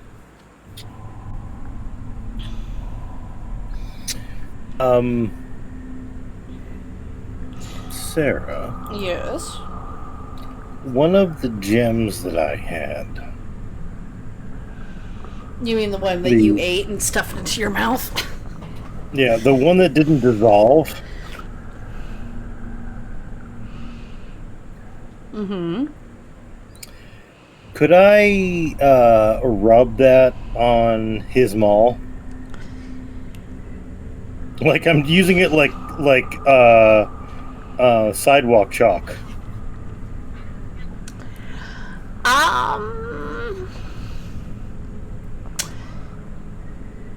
Like I know that it's a powerful thing. I don't know how it fucking works though. Give me an Arcana. A knowledge what the fuck roll? Yes, I can get you one of those. Oh, this is not gonna be good. Damn. I hope the best for you. I hope. Sorcerer, you always max out your... With my intel, yeah. One hundo is...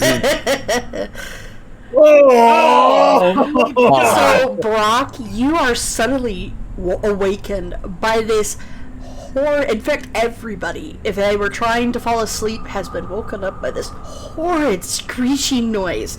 Almost like nails on a chalkboard, as Lampwick brings one of these crystalline gems you guys had found on the floor below, and he's essentially screaming. I'm Will Smith from A Man in Black 1. Yeah. Just screaming on the maul. It does nothing to the maul except give it a nice little scraping, a little nice scrape on the metal, and the gem does nothing. I go up to him and I pat him on the head. I go, I appreciate it, buddy, but can we wait until I get some sleep to do that? I look at him and go, I think it's working. The screaming Phil is just worked. awake and just staring at the action from the corner. The screaming means it's working. I go, well, we'll do that later, buddy, okay? I kind of need some sleep. I toss the crystal over my shoulder, like sidewalk chalk. Like, Okay. So minus one of those gems from your inventory as you chuck it onto the floor behind you. That's the only one I had. While I sit and watch, I decide to attune to my staff. Actually, did I give away the other two that were in my mouth? He took them from you. Okay. Yeah, they forcibly took it from you. I was gonna say that was the only one I had. Edmund, if you do that too much, you're gonna go blind. I've been blind the whole time. Okay. That's when you're like, I'm over here, Brock. Yeah. Who's speaking?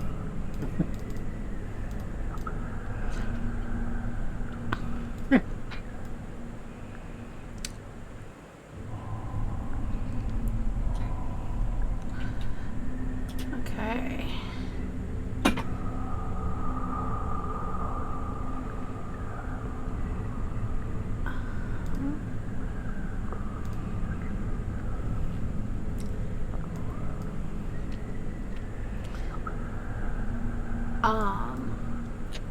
I will say that as you're trying to take watch, you're just not feeling the attunement, man. It might have been something...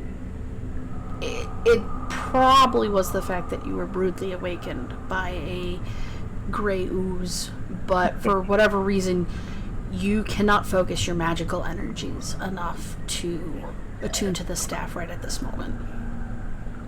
Okay.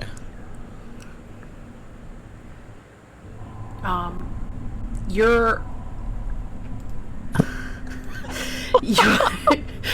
for those in the podcast, Brock has posted a meme called "Skill Issue" in the Discord chat.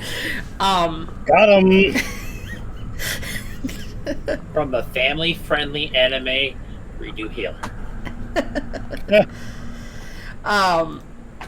But thankfully, your watch is blissfully quiet. So much so that it unnerves you after everything you've been through today. Why? What's up there? No, what's up there? I hope you brought protection. Why? What's up there? So yeah, you guys waking up. Again, like we said, Notachi, as you wake up, you find that the tightness that has been coiling ever tighter in your chest over the last couple days has eased somewhat. Brock, yours has continued to coil ever tighter.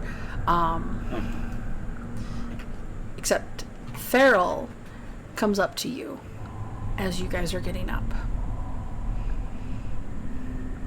She walks forward and she gently pats you on the back, and as she does so, you feel that tightness relieving. It's still there, but it's no longer constricting in your chest. And you have, as she casted it this morning, you have your full maximum HP. Yay! But I didn't get a full night's rest, right? So you did not get a full night's rest, so you only can use up to half.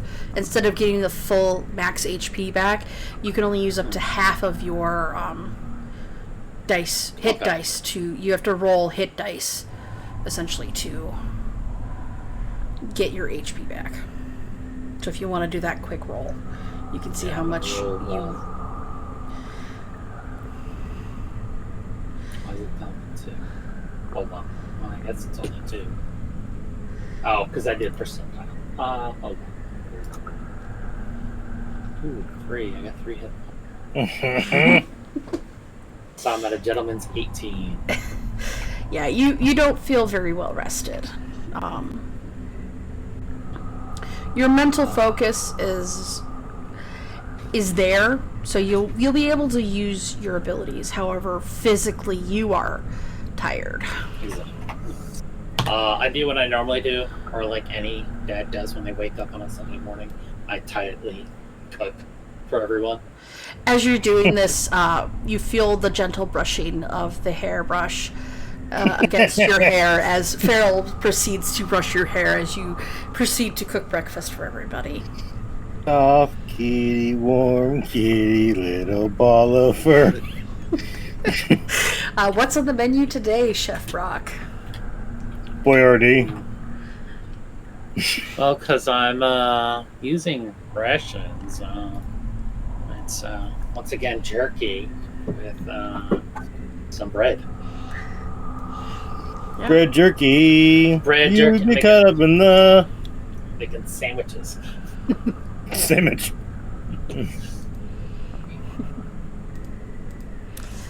Yeah, so you pass up the jerky and rations. And... I throw a little bit of mushroom in there. Oh, you chop up some of the violet mushroom? Yeah. Ha ha! Hair of the dog.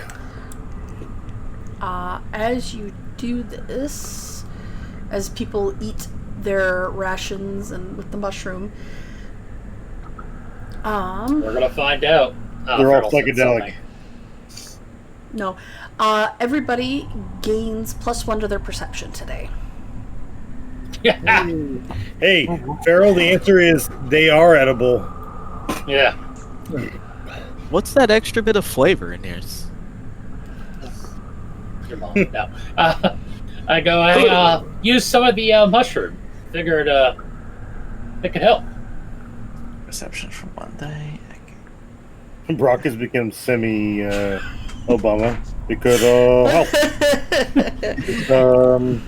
Accept the power of Jesus. I know, initial reaction, but it tastes so good.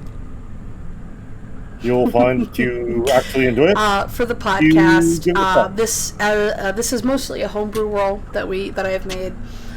There are certain rules that I have in place where, especially monsters, if you take the time to butcher their carcasses and whatnot, you can get materials from them, which can then be either traded into the Adventurers Guild, which is the main way to make gold with monster corpses.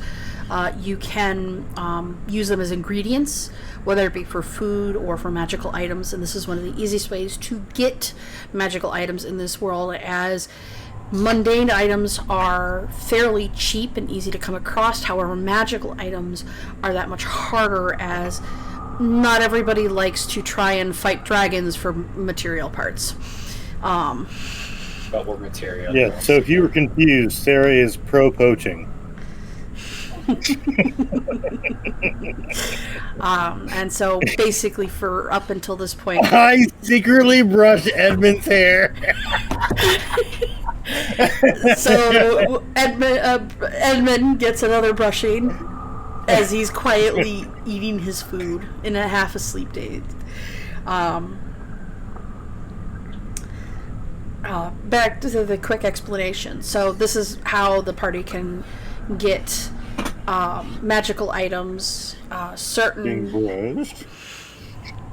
You gotta take out a town loan just to buy a potion. Mm-hmm. I mean, it's 25 gold pieces. That's pretty standard. It's pretty standard, but we're being paid fucking in shekels. Not my fault. You guys decided to give away to destroy the request form. We did destroy. We secretly had someone eat it. If this mission you choose to accept it, it will self-destruct in 30 seconds. Yeah, we're on that team. But lore-wise, adventurers are essentially mercenaries that are contracted out that can pick up taking contracts to destroy monsters that crop up, find information on locations, magical items, that kind of stuff. And this is just the shorthand. There's more nuance to it, which we'll get into further, but overarching just for the podcast, it's the main hub for our group here.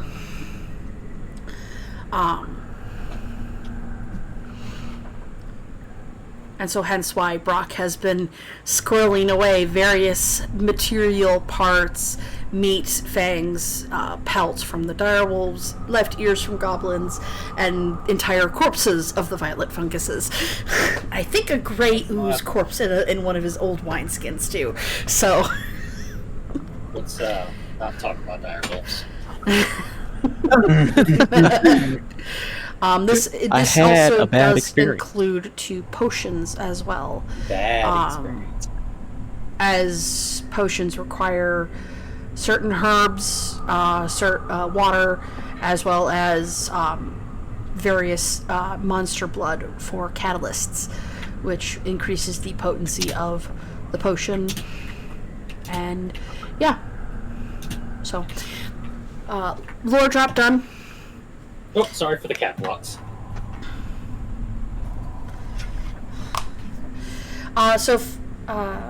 Farrell is asking as a player, should we continue exploring the dungeon or head... I think she said out of game. Yeah, out of game. And I'm saying that as a player, she's asking if people want to continue exploring the dungeon. They're currently debating about it. So, make sure to speak out loud, guys, for the podcast.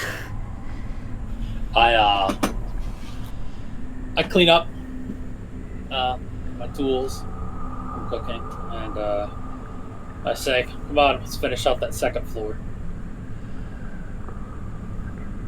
Wait, second floor? What do you mean second floor? There's no second floor. There's only this first one.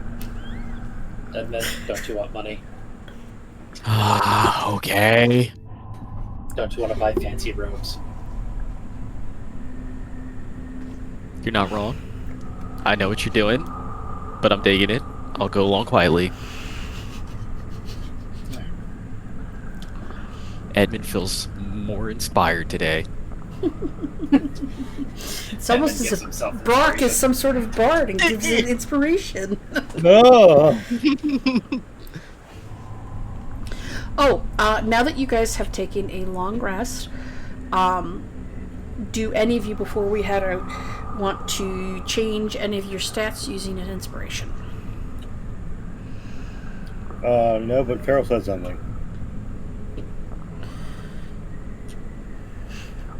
Alright. Again, homebrew roll, and I will explain further in the end of the podcast. I'll give a little blurb at the end. Farrell says, "For riches and glory, Edmund. Plus, we might find something pretty down there, and I wants it."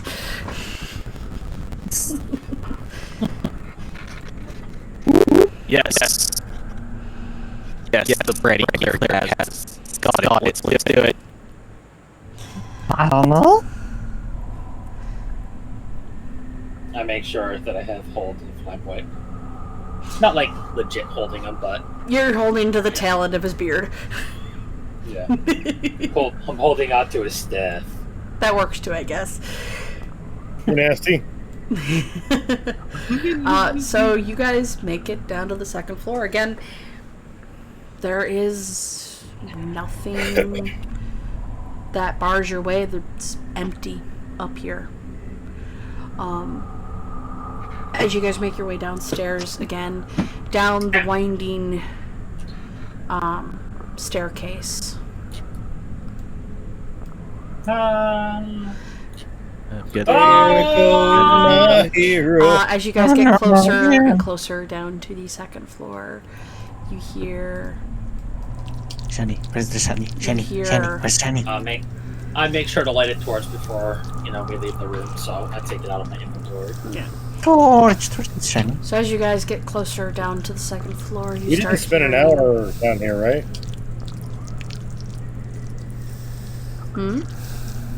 We didn't spend an hour down here, right? Not yet. You guys have just arrived on the second floor. Okay, so we should. Any of us that are lighting torches should be able to relight the torch that we had. I assume we have 30 minutes left on that torch. Well, I Just think as we a- did a full rest, so the Edmund and Amai's torches are completely out because we used it to light. Oh no, I stuffed mine right up my butt. Snuffed it No, right. no, yours is probably fine. Yours and Natachi's is probably fine to relight. I think Edmund and mine are. We have to relight new torches. Yeah. And Farrell doesn't because she's the only. Bye. She's the only person you So can see in the dark. And she's trying to get those gems before I get them. Yeah. Well, hold on. Let me just describe it as it goes down. So you guys reach the bottom of the second floor. You reach the bottom of the stairs to the second floor. Again, that oozy sound comes back into the foreground, along with the sound of what appears to be the dungeon breathing in that weird way that you guys had grown accustomed to when you first stepped down here. Farrell darts ahead as you guys are slowly trundling behind her with torches, and is huddled over a small crystalline bush as she plucks what she can from the bush and gains 2 arcane crystal gems. I cheer her on. Let's get rich.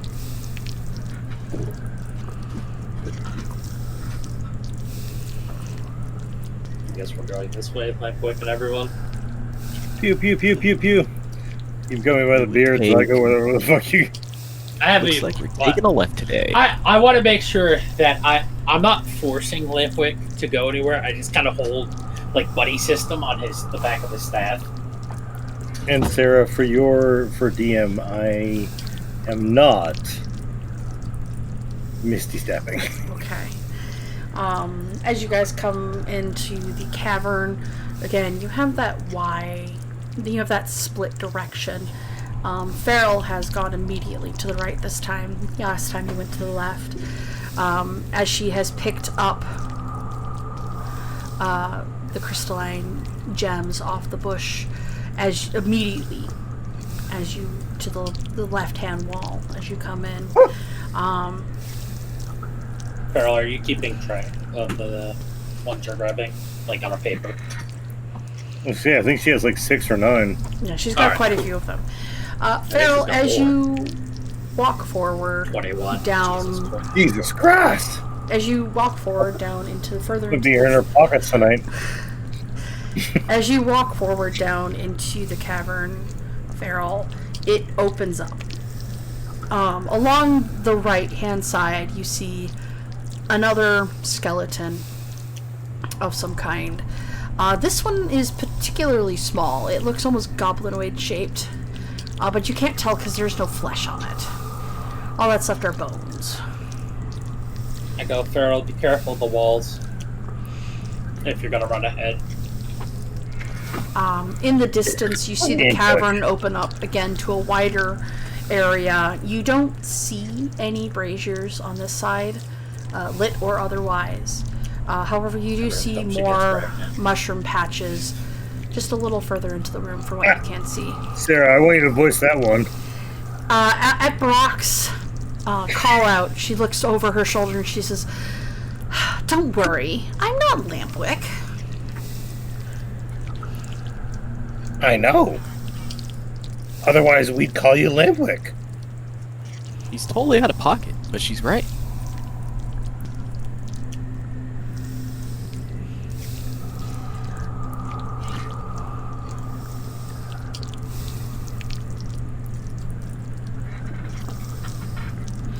Yeah, you guys continue into the cavern as you guys step closer, slowly, methodically coming into the cavern. As you know that there are many a creature down here that are very much ambush predators.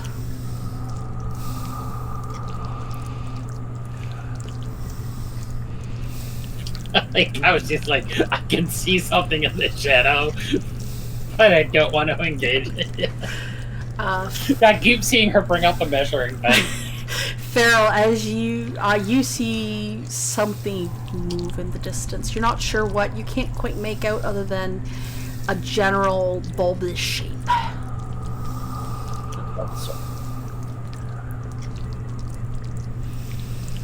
You can't Jesus sacred Christ. flame? Okay. Oh my God! He's like, welcome adventures. Yeah, it's just Bigfoot walking. No, it's Big Bird. Like he just comes out and he's like, hello. Oh, next on Sesame Street. Okay, yeah. She's like, welcome to the Challenger disaster.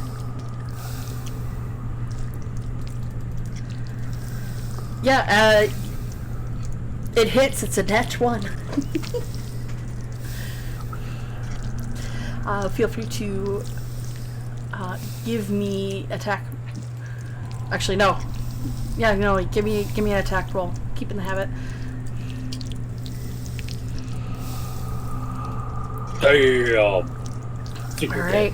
It is very brief. However,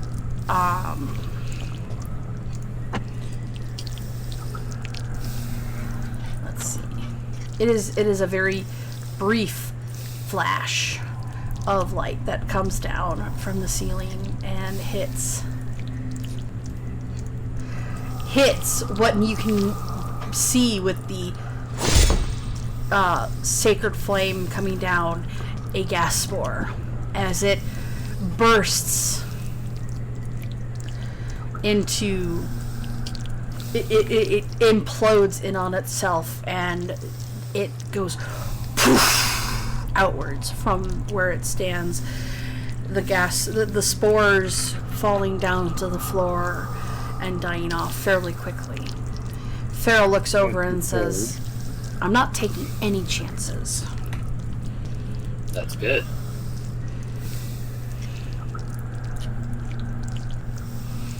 I'm glad to hear that. I like it. Tentacles is not my thing. Was there a monster somewhere? We can't see that far. Yeah. Lampwick goes back and goes, you guys are crazy. Yep, we sure are, Lampwick.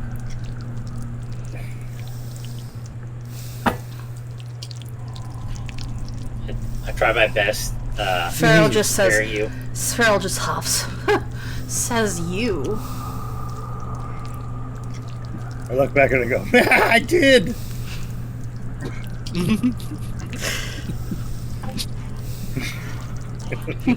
I do my best to stare. You're trying to insult a crazy person. I try my best to stare Ledwig. So he's not running into the walls. Oh, he's not having a problem with walls. He's like sniffing the air. Like he's like the way he did when he was smelling your arm when you pointed. I go, what do you smell, boy? As you say this, Farrell just kind of gently reaches out and pats what hair Lampwick does have on the top of his head. She just kind of gently pats it, then maybe wipes her hand off on her robe afterwards. He gets a little frothy in the lip. It's been a couple days since bath day. He gets a little frothy in the lip, and he's like, crystals. She says, as she does so, she says, good for you, gnome. He turns, and like the eyes like become, the pupils are pins. Like he's looking straight at her. Maybe the only time he's ever looked directly at somebody. He looks her straight and then goes, that's a misnomer.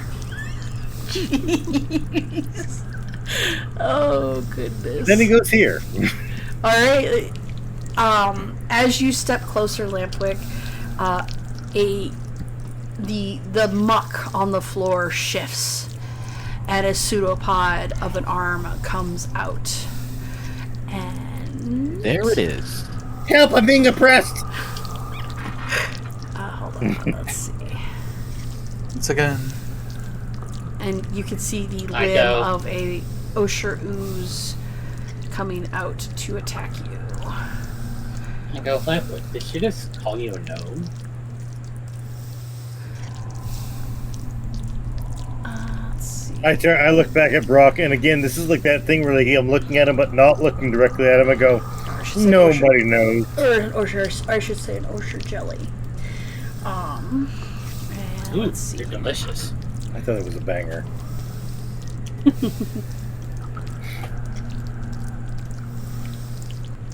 Does a 9 hit Lampwick?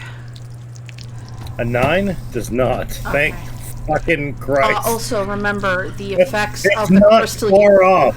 The effects of the crystal you consumed yesterday have worn off since now. Yes, but it's not far off. The pseudopod just sort of shoots out. It misses you, and you all see it as the muck off the floor rises to its full height, and the I know large they can't jelly. see, but if this thing could cast a laser, it would fuck our group up. Oh my god. Let's not get caught For the here. podcast, they are currently standing in a line with Lampwick in the front for this conga line. Yeah, we are And perfect. Farrell. Yeah, thank God lightning is not an option. Yeah. Oh, Farrell Says she takes Farrell- off my shield. Yeah, Farrell, she takes out her shield and holds her brush up as if she would a weapon. She shifts ever so subtly behind you, Edmund, as she's a little nervous with especially what happened last time you guys had fought one of these. And with that is initiative. Alright.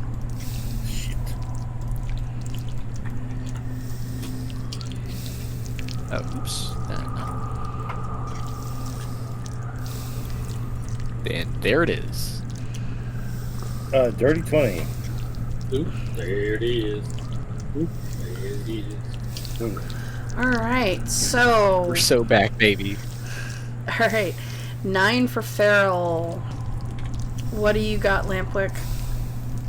Oh, waste! A dirty 20. What a fucking waste. 21.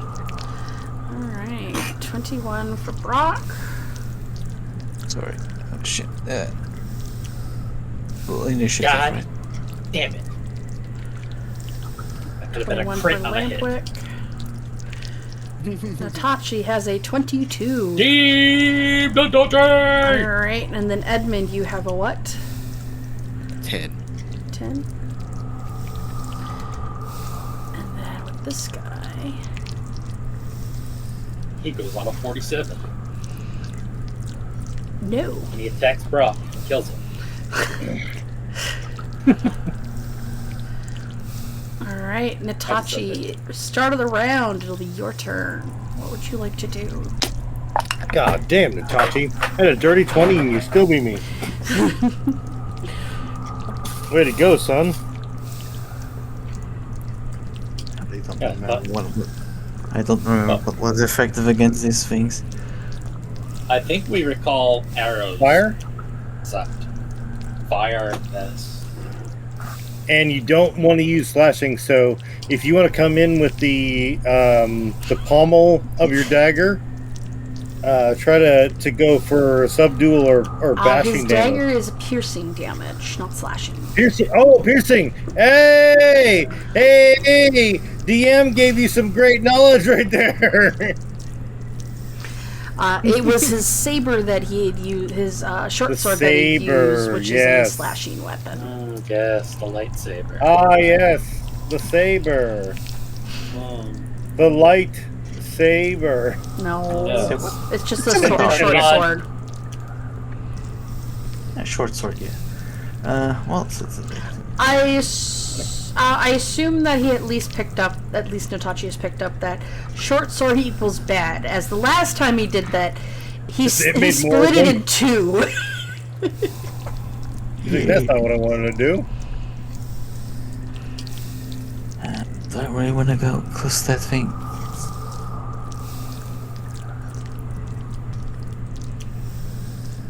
And he has that I'm Cooker fighting in still, the game doesn't as he? I'm The ice fighting in one. real life. It's fucking... My conscience is going adrift. Oh no! Oh no!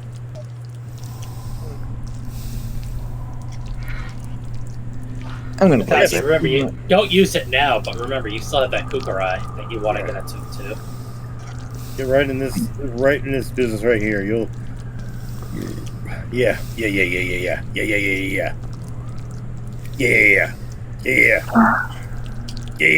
Pew, pew, pew, pew, pew, pew, pew, pew, pew, pew, pew, pew, pew. Oh shit!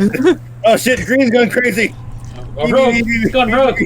It's back! It's back! For the podcast, they are currently using their little pointers on the map to point where he should be standing, and they are all circling one particular spot. And one guy's slashing the fuck out of it. Oh shit! Oh, Edmund's get murdered now. Oh, Not like this. Not like this. yes. If you need us to, we can stop it here for tonight before we start getting combat, and we can leave that for next time. I hippity hoppity into this motherfucker's property and I still Yes! this bitch in the face. Alrighty then. Yes! Reach Get him! Alright.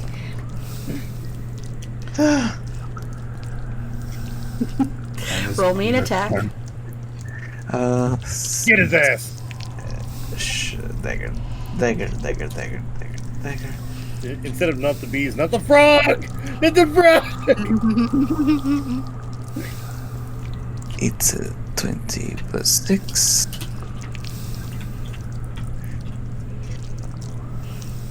Giving 23! That hits. Way to fucking go!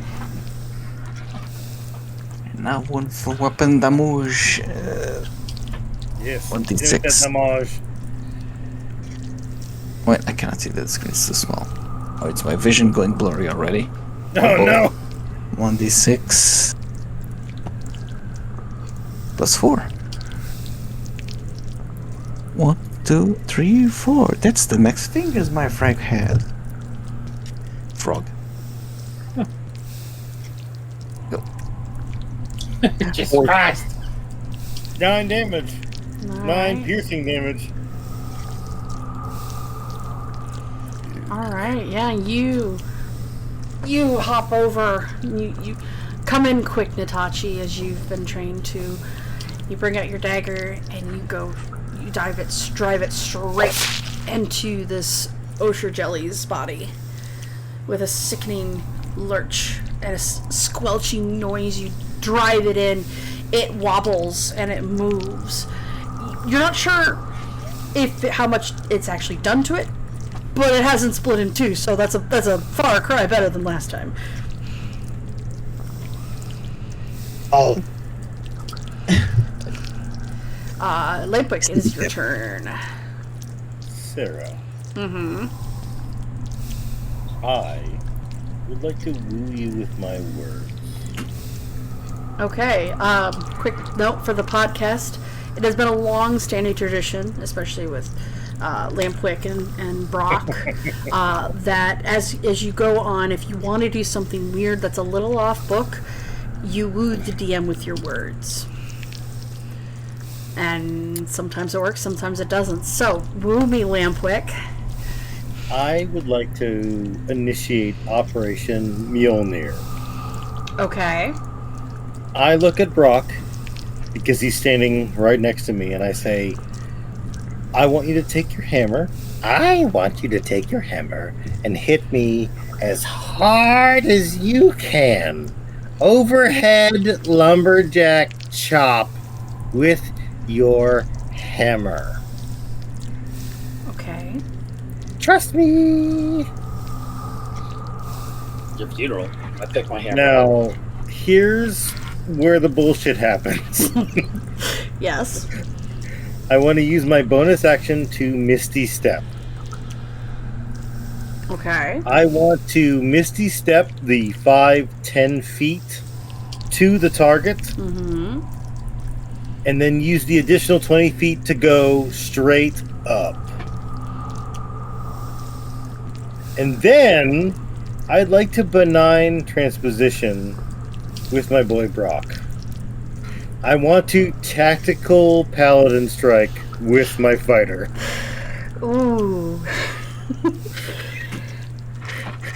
You have wooed me. Let's do it. So I look at him and I'm like, I want you. I go full Joker. I go, I want you to hit me.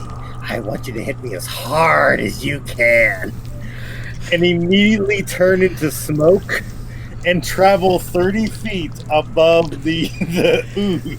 So, alright, so let me describe the scene here. As you say this, Lampwick, Brock shrugs, nods, and begins to heft his maul to bring it down, as you wish, as hard as he can on you.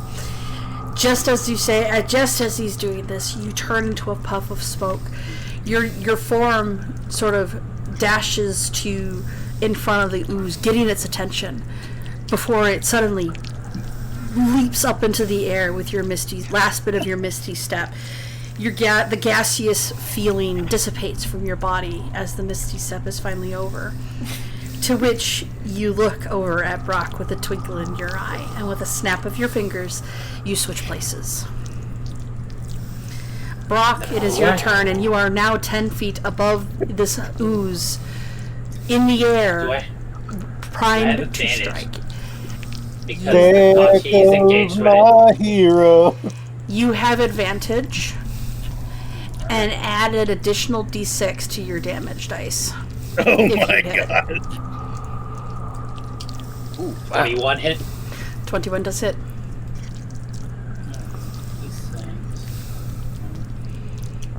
Another very smart. Another very smart. As soon as he starts falling, I turn around and look at Edmund and go, I knew he could do it.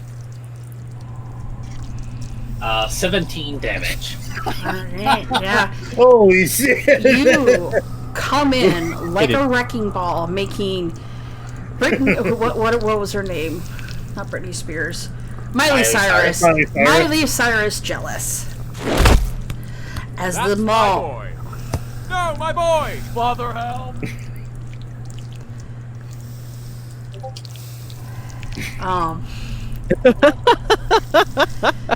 And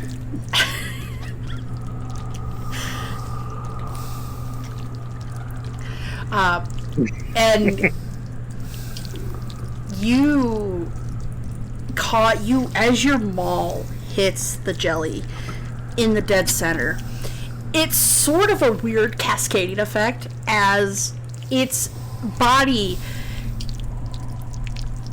you hit it dead center and the edges of its body, like a splash, go up and out, before finally falling to the ground and slowly coalescing back into a jelly. It is slow, though. You have really hurt this thing.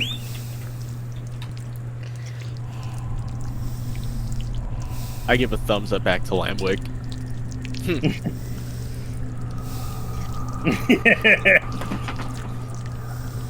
Yeah, I look back at it and I'm like, oh, I didn't know he could do that. Alright. As it slowly coalesces back into itself, it is not over yet, and it makes it very much clear as a pseudopod shoots out and attempts to hit you, Brock. Does a 27 hit. no, does a 15 hit. It does. Meets beats. Alright. Oh, I'm fine. I'm doing it. My only other action left, silvery barbs. Alright, use your reaction. I burned everything now, guys. You guys are all on your own until next turn. Roll me a d20, please, Lampwick. I don't know what the ochre's Yep, it is. bonus is. No, this is your wild magic. Oh! No, 20!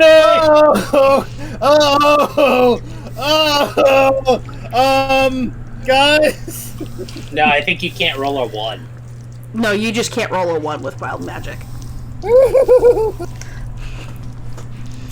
However, homebrew roll, as it is a nat 20, and we do not let those go to waste here. You feel a surge of arcane wild magic energy flow through you.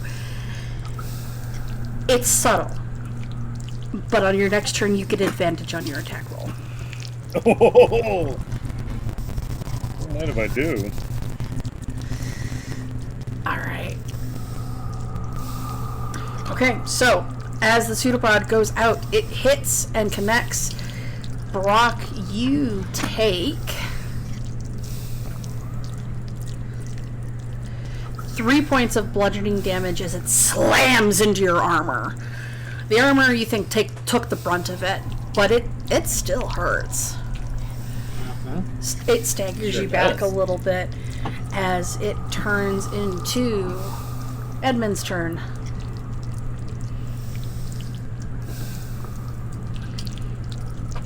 Okay. I look up the slime and start to charge up an Eldritch Blast. Alright, roll me an attack.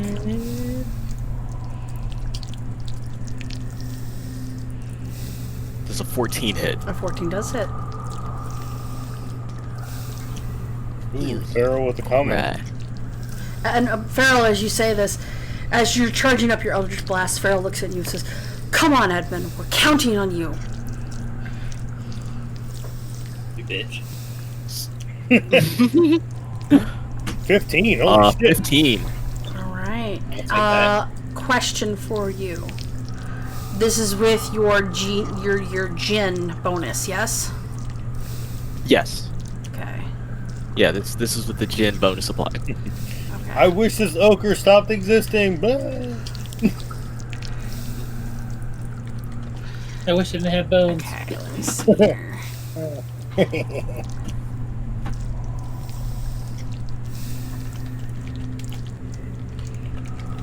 Give me 1 second, folks. I'm just looking up something here real quick. Take your time.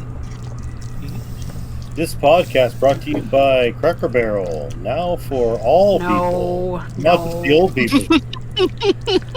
Okay. Okay. It's brought to you by Pier 1. Do you want poor shit, but actually more expensive? Guys, stop it. Okay, so you're riding that high of everything that's been happening. Your Eldritch Blast connects. As it does so, You poop. you guys got very lucky. As it does so, let's see here. So not that much left. Okay. As it does so, its form contorts and seems to quiver briefly before staying still.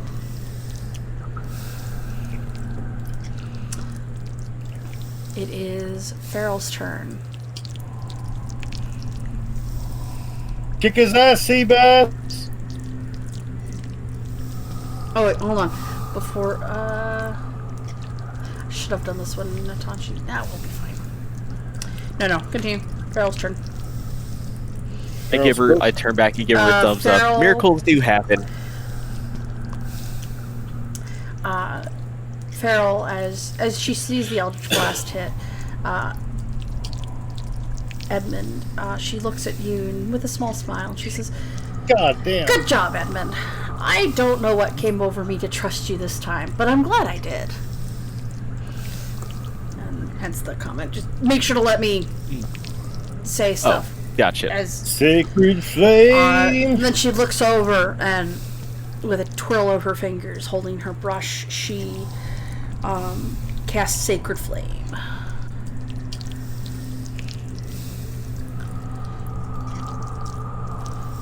Uh, 12. Alright, roll me damage. Hits, so roll me damage. 2.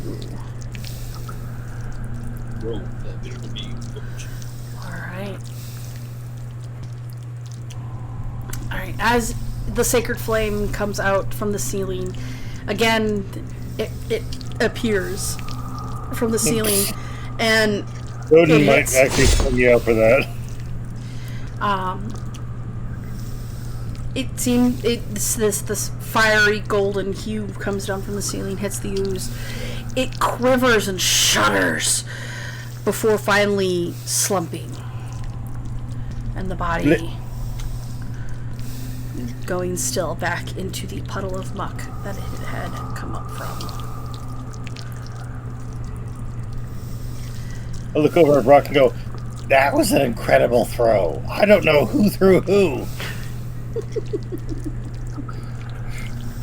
Yeah, weird. Maybe we shouldn't eat the mushrooms. It's almost like magic is crazy or something.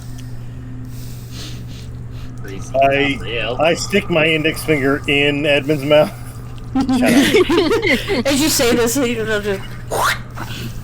It's not like a shush moment. It's literally the index finger in his mouth, like on his tongue.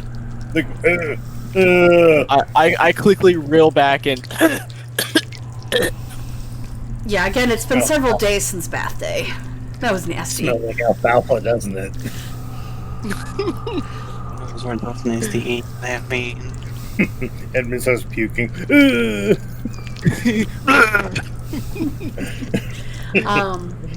Being that it is Sassafras. with that's where we'll stop here for tonight. Being that it is 10 minutes to 9 p.m. I have an early morning start. But Yeah, she's like, yeah, it's fucking 5 o'clock in the He's like, morning. I'm about to black the fuck out. for everybody listening in, thank you for listening in and making it all the way to the end here. I will add in, as after this, there will be a audio bit of me explaining a bit more in depth about the world in general, the Adventurers Guild and stuff like that. If you'd like to listen in, it's not mandatory. We will explain things as it goes. From here, if you will see if you haven't already, you will have seen probably a sketch or two from the session. We're still working on it, and Tachi likes to do drawings of the session, and one of those will probably be part of the thumbnail. We don't know which one yet, but eventually we would like to make it so people can watch it in real time, if they so please. We're still working out the kinks on that. This is literally the forced recording. Again, thank you for showing up and listening in. And Thanks, everybody. we hope you guys have a good time. Thank you for tuning in. Farrell Thank you for says joining thank us. you. Good night.